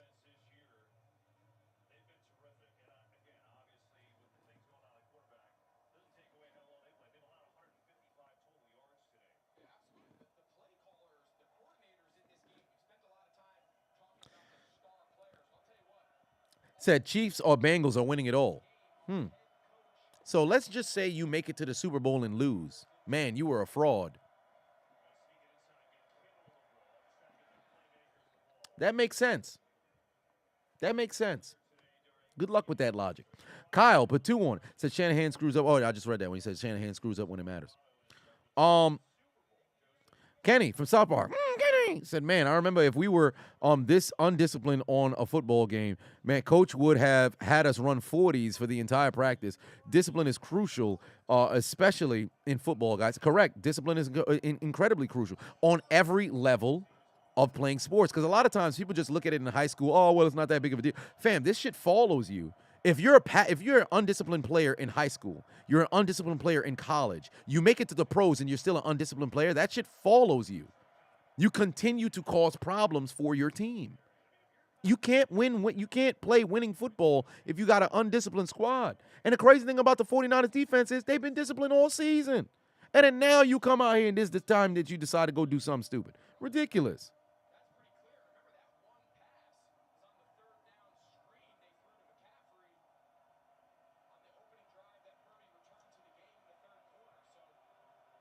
I don't understand frauds. I don't understand frauds when you start to make it this deep into the doggone postseason. Like if people were talking, and I said this before we entered the playoffs, the Giants and the Vikings were the only 2 teams that I said, hey, you want to throw out the word fraud? Those are the 2 teams in the doggone postseason that I'll sit there and say fraud. I don't think anybody looked at the Chargers and be like, man, the Chargers are fraud. Nobody looked at the Chargers like, man, that's a team that can make a deep playoff run. I do believe that they were a better team than Jacksonville, but ultimately they choked, right? But frauds at this stage in the game, like, come on now, that doesn't make any sense. That's like saying if a team goes to the Super Bowl and gets blown out, they're frauds. It doesn't make sense. If you're the best team in your conference, you're the number 1 team in your conference, how the hell are you frauds? It doesn't make sense. 49ers won 12 games in a row. They've played 3 different quarterbacks this season. Frauds? How? It doesn't make sense. 4th and 2, you have to go for it here. It's time to throw the football. If I'm the 49ers, this has to go into George Kittle's hands. They run it again. Yo, Purdy really can't throw. Purdy probably really can't throw because why are you still running the football? That's crazy. Josh Johnson got to really either be incredibly concussed and Purdy can't throw the football at all because this is crazy, bro.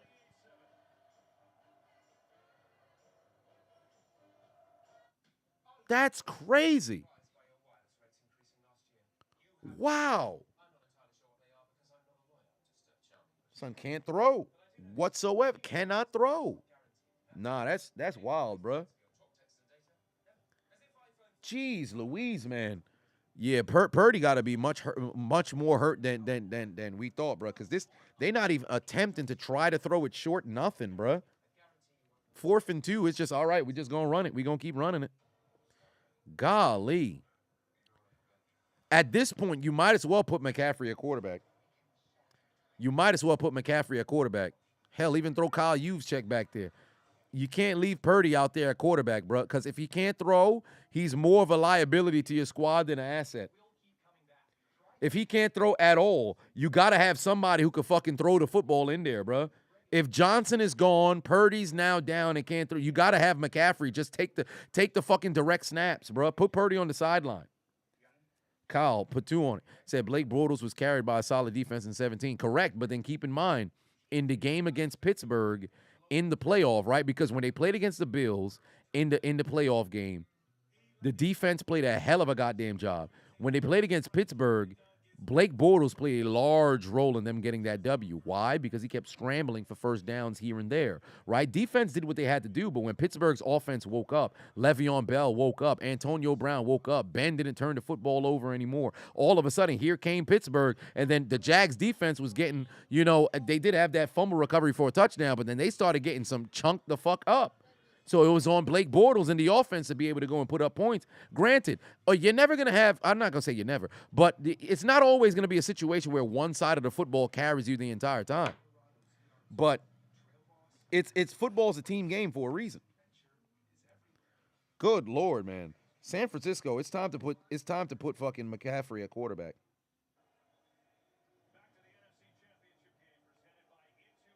That's crazy. That's absolutely crazy, bro.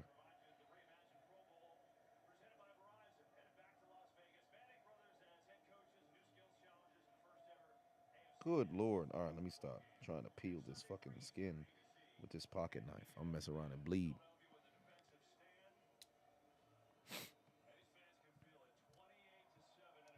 Good Lord. They're going to need to get a stop here. I'm just hoping that Jalen Hurts don't try to run the football, but I know that he will. 49ers defense needs to get a stop here. Gainwell going to pick up a couple of yards.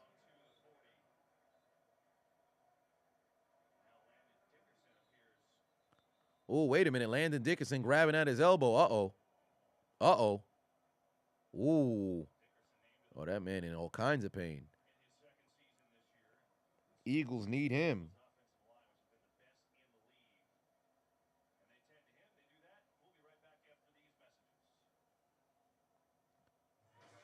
Eagles 21 point, 10 minutes away. 10 minutes away. Dickerson is down, grabbing at a goddamn elbow. Oh, shit, you want to have a situation where he tore something. Oh, man, when he landed on his on the ground, shit, yeah, something might have tweaked there. Oh, damn, on the right elbow, yeah, it bent it in. I don't know if they have like a hyperextension on the elbow. Dude, that's not fun.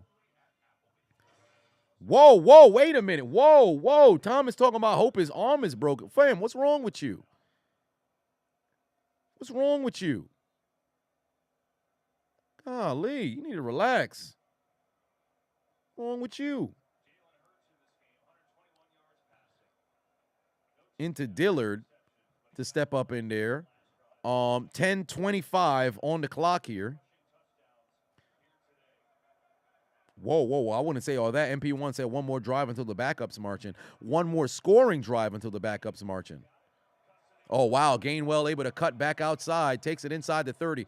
Good Lord. What are the 49ers doing, bro? You got to tackle.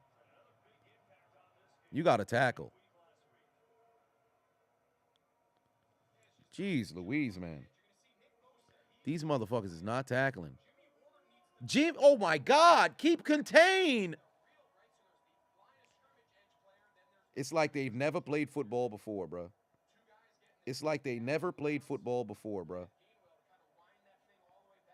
What are they doing? One more scoring drive before they send in the backups, bro. 49ers defense desperately needs a takeaway here. Great rush by Armstead, able to get in there. Great fucking rush.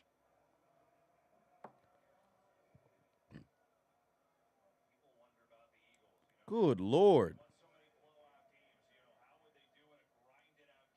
Jeez Louise, man. Golly. Thomas said, celebrate injuries until it's life-threatening. Then we cry because it's too dangerous. Lovely. Ain't the hypocrisy crazy? Ain't the hypocrisy crazy? That's a wild statement for other mans to say. Son said, I hope his arm is broken. Wait a minute, bruh.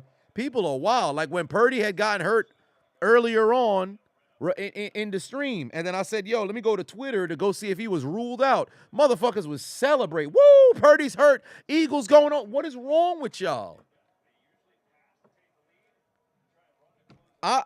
Maybe because I grew up watching Dragon Ball Z and all that other stuff, and truly, if you want to be the best, you got to beat the best. Nobody wants no fucking piss poor goddamn victory or some victory on a technicality or some shit. Maybe I grew up in the wrong era.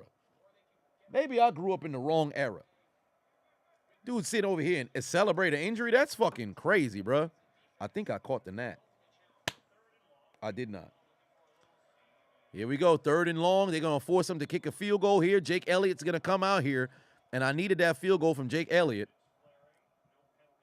There's not going to be any throwing touchdowns from Jalen Hurts. Oh, my God. A flag came in late. What the hell is this? If this flag is on the 49ers defense, though. Kevin said that people hate themselves. Well, fair enough. I agree. People hate themselves so much they wish bad on others. I agree.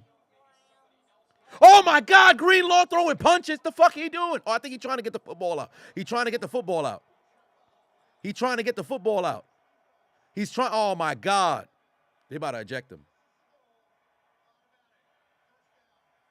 Yo.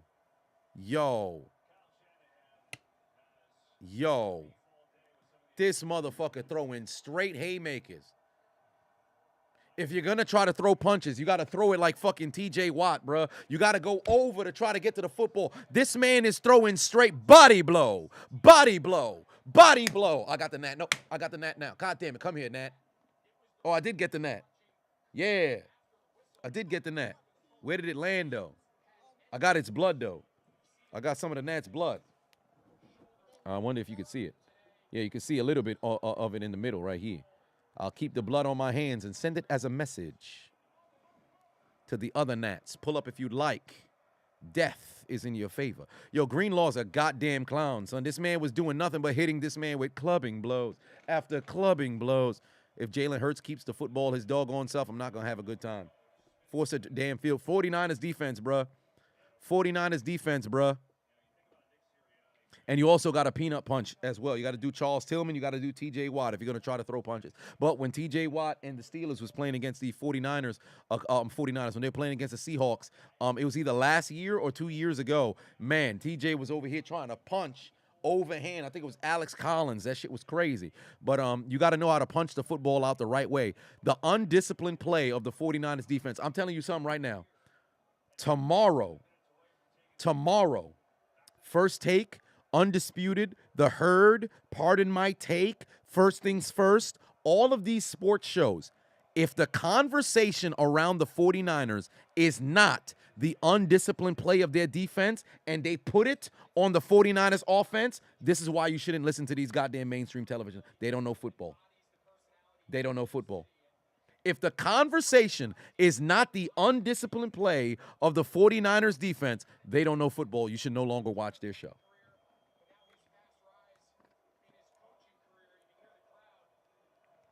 Oscar said, why are the starters still in? Because they need to punch it away. They need to put the game away. They about to put it away right here. This is going to be their last drive. They're going to put it away right here. They want to end it with a touchdown, of course. But ultimately, this is the situation where you can take the L out of Lover and say, this game is over, brother. Tackle him right there. Beautiful. Jalen Hurts isn't going to pick up more yards on the ground. Now I just need Travis Kelce. I would need Jalen Hurts to pick. Damn, he did run the football 11 times. I'm sick. And Jennings never had the football in his hand. Oh, no, but I still need George Kittle to get me 16 yards. Jalen Hurts didn't get them yardage, but I would still need George Kittle to get me 16 yards. Oh, no. Yeah, it could be clip for me. Yeah, Deebo Samuel looking over like, damn, I got to cry for a second year in a row.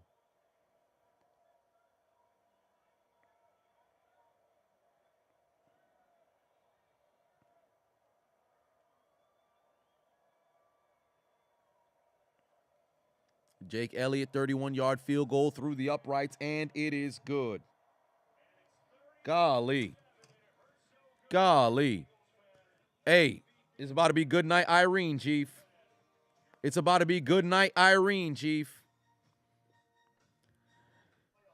Henry put 2 on, said, Chiseled, the Eagles win, you releasing our tape. Sir, wait a minute. What are you referencing? What tape? What are you talking about, sir? Why every time you come up in here, you step in here with some sort of crazy fictitious story? What are you talking about? What's wrong with this Henry the Ruler individual, bro?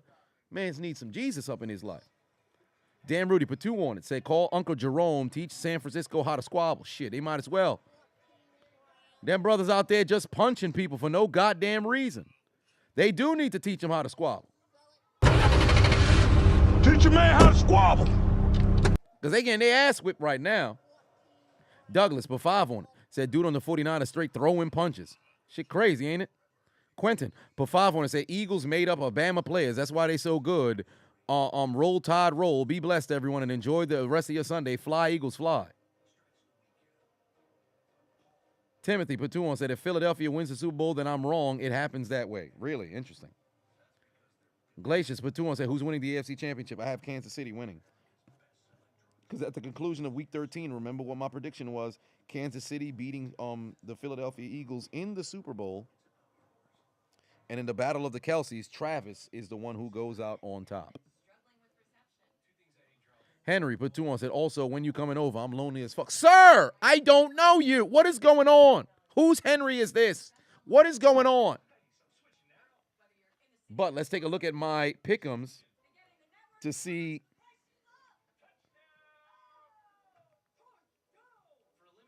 Let me take a look at my pick'ems to see what I have potential in getting a W in. So first and foremost here, with Jake Elliott making a field goal, he now has one more field goal than Robbie Gould. I cannot envision a circumstance where Robbie Gould would now have to kick another field goal. But, unfortunately, Jalen Hurts not throwing a single touchdown would give Brock Purdy the W because they had half a score already attributed to Brock Purdy straight out the gate. So I can at least still get some insurance on this one if the other people take care of business. But on my big boost, here's where I am a bit concerned, right? With Jalen Hurts not going over, 47 yards on the ground, this should lock up Jalen Hurts for the rest of this game because there's no reason for them to go for it anymore. However, I would need George Kittle to now get me 16 more yards. That is all that I can hope for from the 49ers offense, for George Kittle to get me 16 more yards. This one right here can still be somewhat alive because Brock Purdy's obviously not going to get those completions, but Jalen Hurts isn't going to get me the touchdowns. So this one is going to have a little bit of insurance moving forward as well. And then ultimately on this one right here, I think I could take the L out of Lover and say it's over, brother, because George Kittle has more yardage than or I should say Dallas Goedert, which is all well and good, but Jalen Hurts did not get me, under the 11 attempts, so I would need Juwan Jennings to get his hands on the football right now. But one way or another, I'm really pulling for Kittle because that's where I have the big bucks. Deebo Samuel trying to make something happen on the return. Oh, heavens. Can he get outside? No, he's going to go down at the 30. Just get back to your sideline. Get back to your sideline, Philly. Get back to your sideline, Philly. Get back to your sideline, Philly. Go back to your sideline, Philly. Go back to your sideline, Philly. Oh, Jesus Christ. These goddamn idiots. Go to your sideline. You 5 minutes away from the Super Bowl. What you talking shit for? Talk at the end of the game. Go back to your dumbass sideline, stupid. Edgar put 2 on and said, this is karma for putting the 49ers shirt on Rocky. Well, Chasen put 2 on, said, who do I think is going to win the AFC Championship? The Kansas City Chiefs.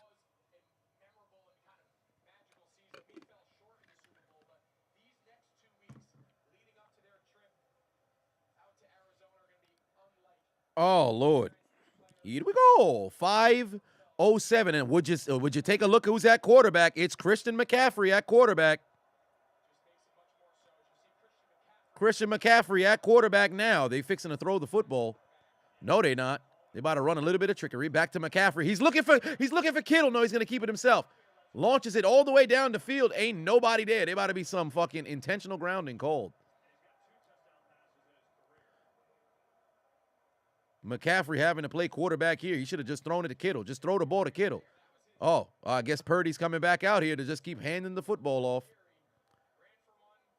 I'm very confused why they didn't go to Kittle there. I need Kittle for 16 yards. Come on now. Kittle, 16 yards. Kittle, 16 yards. You know what? I'm going to be sick if Kittle pick up 15 yards. I'm going to be upset.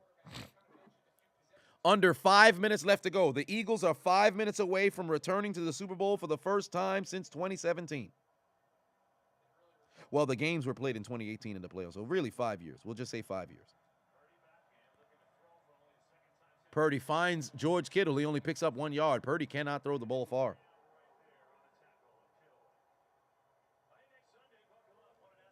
Good Lord. Kelsey Bowl is a conspiracy. I don't know about all that. All I know is they're going to take the NFL to new heights. You seen what I did there? That's their podcast. David Goggins done said, I wish EDP wasn't EDP, though. Well, I'm sure a lot of people would have loved to see what his reaction is. I mean, if you go on TikTok, he still is on TikTok, if I'm not mistaken. 3rd and 9 here. George Kittle's got 32 yards receiving. And there's a toss over to Christian McCaffrey. Can he pick up the first down? No, he can't. It's going to set up a 4th and short with 4. Oh, my God. Yo, they still fighting. What are they doing? Just go to the side. What is the Eagles doing? Don't involve yourself in this, dummy. Yo, these motherfucking emotional goddamn players, bro. Game's already done. What are you doing? Oh, he thought Trent Williams. Oh, Jesus. Not Trent. Oh, well, here we go. Here we go. Here we go. Of course, it was going to happen. It was only going to, you knew it was going to happen. You knew it was going to happen. Now people running off the sideline. This is when suspensions happen. Fucking idiots, bruh. You 4 minutes away from the fucking Super Bowl. Don't say shit. If you got to look like a pussy on national television, do that shit because you're going to the Super Bowl. Jesus Christ, bro. What are they doing? You know how pussy I would look right now? Do you recognize how pussy I would look if I was on Philly right now? If I was on Philadelphia, you could spit on me. I'm running straight to the damn sideline, bro. I'm running because I'm 4 minutes away from the Super Bowl. I got to play in 2 weeks. They about to go to Cancun. Why would you fuck it? If they throw you to the ground, let them throw you to the ground. They want to stomp you out. Don't do nothing. Now, granted, you gotta flex your body so you can't take all the pain. But still, now this motherfucker throwing fists. You can get suspended. How is Ndamukong Suh being the voice of reason? Ndamukong Suh being the voice of reason. Come on, son. At least his old ass recognized what's on the line. He was chilling for half the season. They gave him a call. Yo, your fat ass still want to play? Yeah, I still want to play. Then he show up. He got a chance to go to a Super Bowl to get another ring. He not trying to jeopardize that. Send your dumb ass to the sideline. You 4 minutes away from going to the damn Super Bowl. Do not jeopardize your opportunity. Because I promise you they'll hand out suspensions for stupid shit. Retarded. Trent Williams. Toss him. Offsetting penalties.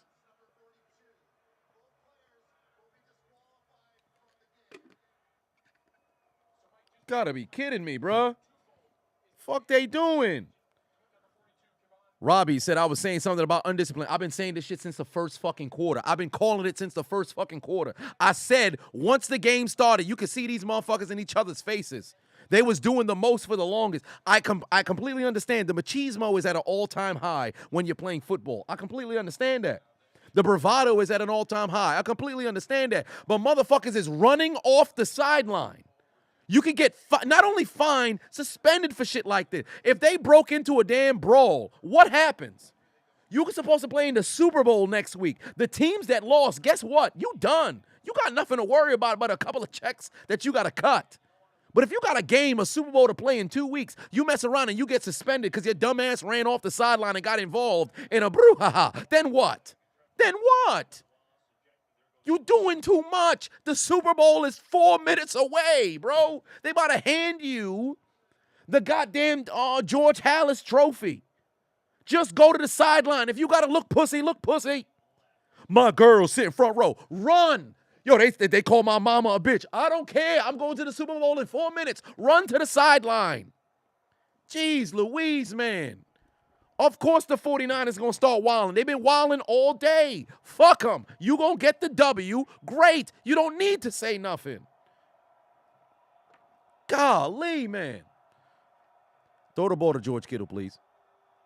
Oh, no, they're just going to they're going to try to do a little bit of trickery here. Deebo Samuel, throw the ball. Tackle his ass. And they fumbled the ball. And Deebo fumbled. Well, there goes my parlays. Or I should say my pick'ems. Oh, my God, these motherfuckers going to go and taunt in front. Fam, the Eagles. They trying to have themselves a brawl, bro. They heading to the Super Bowl, though. They are heading to the Super Bowl, though.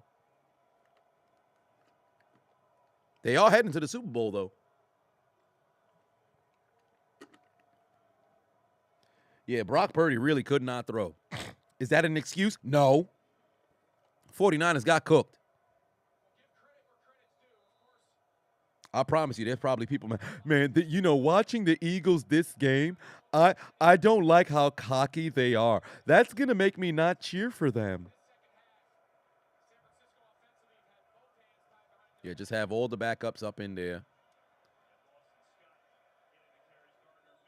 2 first downs. This game is, well, no, actually 3 first downs. This game is over, but there's really no reason for the 49ers to use any timeouts.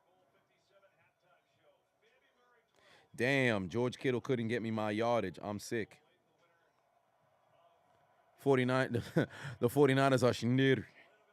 Omae wa mou shinderu. Douglas put 5 on and said, cue the Stone Cold entrance music. Might as well. Galatians put 5 on and said, why can't we have both Pennsylvania teams in the Super Bowl? Well, tell Pittsburgh to play a bit better. Then maybe it can mess around and happen. It almost happened in 2008, but then Philly lost in the NFC Championship.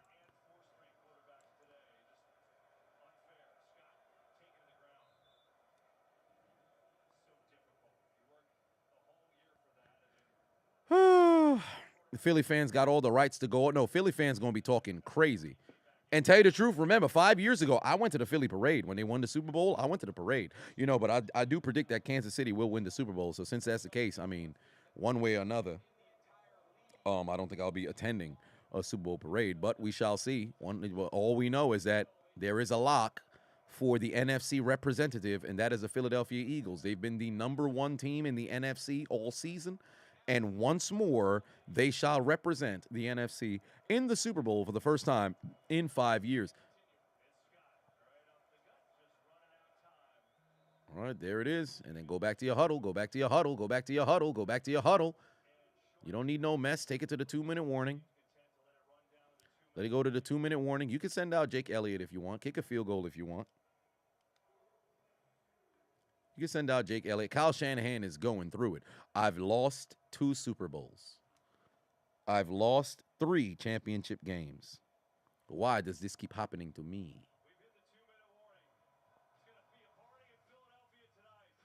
Ooh, look at Brian Dawkins having the time of his life. He got that 2017 Super Bowl right there. How many rings does Sue have? 1. And Ndamukong Suh has 1. Brock Purdy in pain. He ain't have no other arm. But it is what it is. But tell you the truth, again, it's not the story of the 49ers offense. It's the story of 49ers defense. Doc Ock put 2 on it. Said, hey, Adonis, can you check my $5 question? Miss. Oh, what, I missed one? Did I miss one? Oh, do I think the 49ers are going to keep all 3 of their QBs next season? No, I don't. Jimmy G will be gone. Brock will still be there. He's a rookie. So Brock will still be there, and he will compete with Trey Lance for who will be the starting quarterback of the San Francisco 49ers. But Jimmy G will be gone. Without question, Jimmy G will be gone. Where will he go? I'm not too sure. That is yet to be seen. But Jimmy G will be gone. But Brock Purdy and Trey Lance will both remain. Damn Rudy put 2 on, said, put some respect on our name. Fly, Eagles, fly. Cedric said, all I can say is, Kyle Shanahan, put your motherfucking head back down. You might as well. 49ers, fam, when I tell you, this whole commentary about to be centered around the fucking 49ers defense, bro. This whole commentary about to be centered around the 49ers defense, bro. They ought to be ashamed of themselves. Do I think Joe Burr, oh yeah, they do call him Burr now, won't stop Kermit Mahomes? No, I don't. I actually don't. I think that the Chiefs will get their just desert. Well, I should say that the Chiefs will avenge, those 3 consecutive losses and take care of business. Ill Mind of Jedi put 2 on and said, acknowledge me. Peyton put 2 on and said, finally home. Can't wait to see how the 49ers did. Oh, heavens. But right now, the 49ers 2 minutes away from getting put in that doggone death note. Because it's about to be sunny days. Everybody loves them. Tell me, baby, can you stand the rain? Storms will come. This we know for sure. This we know for sure. Can you stand the rain? They going home. They going home. Fly your ass back to the West Coast in the home of the homosexual. And you're not going to have a good time. It's about to be KY jelly all the time. Because tonight you stepped out on the field in Lincoln Financial Field and you're participating in a little bit of the necrophilia challenge. Because although you were dead, you still found a way to get fucked. Sideways, no Vaseline, up the poop chute vigorously. I can feel it in my prostate, says the 49ers. 4th and 2, I can't believe they're really going for it. Well, that's the first down. This game is over. I can't believe they're going for it. Son of a bitch. Well, there goes my goddamn pick'em. Looks like I got to go try something else for tonight. George Kittle's not going to get back into this game. What's the purpose of calling timeout? This game is over, goddammit. Congratulations to the Philadelphia Eagles. 2 kneel downs. This game is over. Oh, the unknown Adonis is an Eagles fan, so congratulations to him and his squad. God damn it. God damn it. Damn them. Damn them. Damn them. I did not win on my pick'em. It's about to be clipped on 2 of 3. I'm sick. All I needed was George Kittle to get me 16 more yards, or I should say 15 more yards, but that's not going to happen. Why I oughta. But Philadelphia is headed to the Super Bowl. Jalen Hurts has brought Philadelphia to the Super Bowl, and they are heading to Arizona. Why are they on the field? Fam, get your ass off the field, bruh. Brock Purdy on one half of an arm.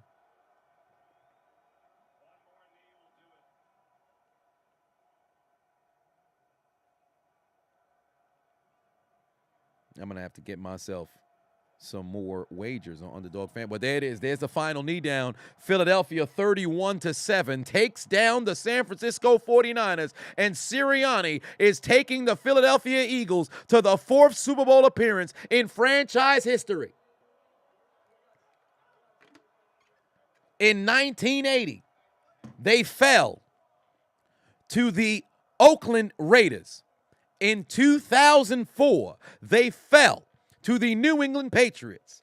In 2017, they overcame the New England Patriots. And now, 2022, the Philadelphia Eagles are headed back to the Super Bowl. They are headed to Arizona. Jalen Hurts, Miles Sanders, A.J. Brown, Devontae Smith, Fletcher Cox, Ndamukong Suh, Robert Quinn, Sweat, I forget his first name, C.J. Gardner-Johnson, Darius Slay, Dallas Goedert, Nick Sirianni, Jake Elliott, the entire goddamn Philadelphia Eagles are going back to the Super Bowl, and the 49ers are going where they deserve to be after this piss-poor performance, and that's taking out their Metro cards and getting aboard the L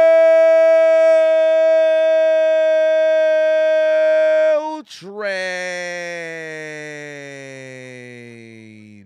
Because tonight they put on a piss-poor performance, but the L train's not enough, because the Philadelphia Eagles said, oh no, not only have you arrived at Elimination Station, you go somewhere different for your failures of being able to overcome a 4th change at quarterback this season. Your failures of overcoming your defense's piss-poor play and undisciplined play on the biggest game of the season. Consider your names written down the death note, because your dreams of advancing to the Super Bowl for the 2nd time in 4 years, your dreams of possibly contending in Super Bowl 57 to hoist up the Lombardi for the 6th time in franchise history, your dreams of showcasing that Kyle Shanahan is nothing but a choke artist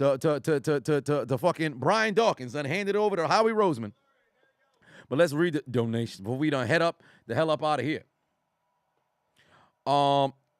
Okay, let's go down the list. Now, One Up put 2 on, said, play the Justin Timberlake Cry Me a River. Well, you might as well start singing it. Galatians put 2 on, said, it's always sunny in Philadelphia. Ain't that the truth? Mahmood put 5 on, said, ironically, the Eagles were undisciplined early in the game, only for the 49ers just to be as undisciplined. Crazy, ain't it? Adrian put 5 on, said, Eagles fans laughing at the 49ers fan like Jim Carrey, Grinch at the mayor of Whoville. Well, there it is. Joshua Cook put 5 on, said, if the Chiefs win against Cincinnati and the Eagles have a field day at the Super Bowl because there's no way Cincinnati will win against Philly. Well, I beg to differ because my prediction has Kansas City winning over Philadelphia in the Super Bowl. Cedric Tyler put 2 on it. Said somebody check on Scooter Magruder. I'm pretty sure he's in pain. Gerald says, fly, Eagles, fly. Weedy became a member. Welcome. Galatians put 2 on, said, think the Eagles keep Hurts or draft a QB? Come on now. You gonna get rid of the person who done brought you to a Super Bowl? That's foolish. MDJ put 2 on, said, thoughts on Sami Zayn betraying the bloodline. Watch my reaction from yesterday night. Now, let me go to TikTok and see what the hell. I wonder if EDP uploaded a video because I can't keep I for whatever reason I can't keep a channel up, but EDP can be up on TikTok, no problem. Look at this fat son of a bitch. He's live right now. Look at this fat son of a bitch. You would have thought I was FaceTiming him. This man having a time of his life. Look, I bet he was crying earlier. I bet he was crying earlier. See, they got the this man had the whole crying. That's your boy, Eagles fans. That's your boy, Eagles fans. Apparently he live. This man got 1 million followers on TikTok. I'm on my 4th TikTok account, but you could talk to little girls and you could be on TikTok. I can't keep a TikTok account, but you could talk to little girls and still be on TikTok. Ain't that something? Ain't that something? That's crazy.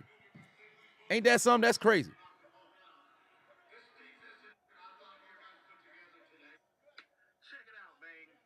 Your man's this y'all man's, right?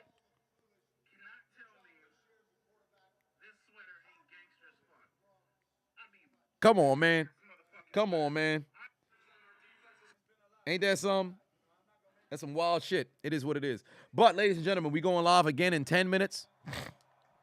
Jalen Hurts this season, the most wins by a Philadelphia Eagle quarterback, leading Philadelphia back to the Super Bowl. It's about to be a fucking party madhouse in Philadelphia. And Jason Kelsey, Jalen Hurts, A.J. Brown, and all them boys taking Philadelphia to new heights. Now we shall see if Kansas City can go to new heights and return back to the Super Bowl. We shall see. But ladies and gentlemen, we will be going live in approximately 10 more minutes. Will the Cincinnati Bengals or the Kansas City Chiefs walk away with the right to represent the AFC in the Super Bowl? We shall see. Ladies and gentlemen, I'll be live once more. I will catch you guys in a little bit. I'm not going to take Eddie Murphy to go and take us out, but we still call the police because the goddamn 49ers are out here playing like some jail bugs, or I should say some jailbirds.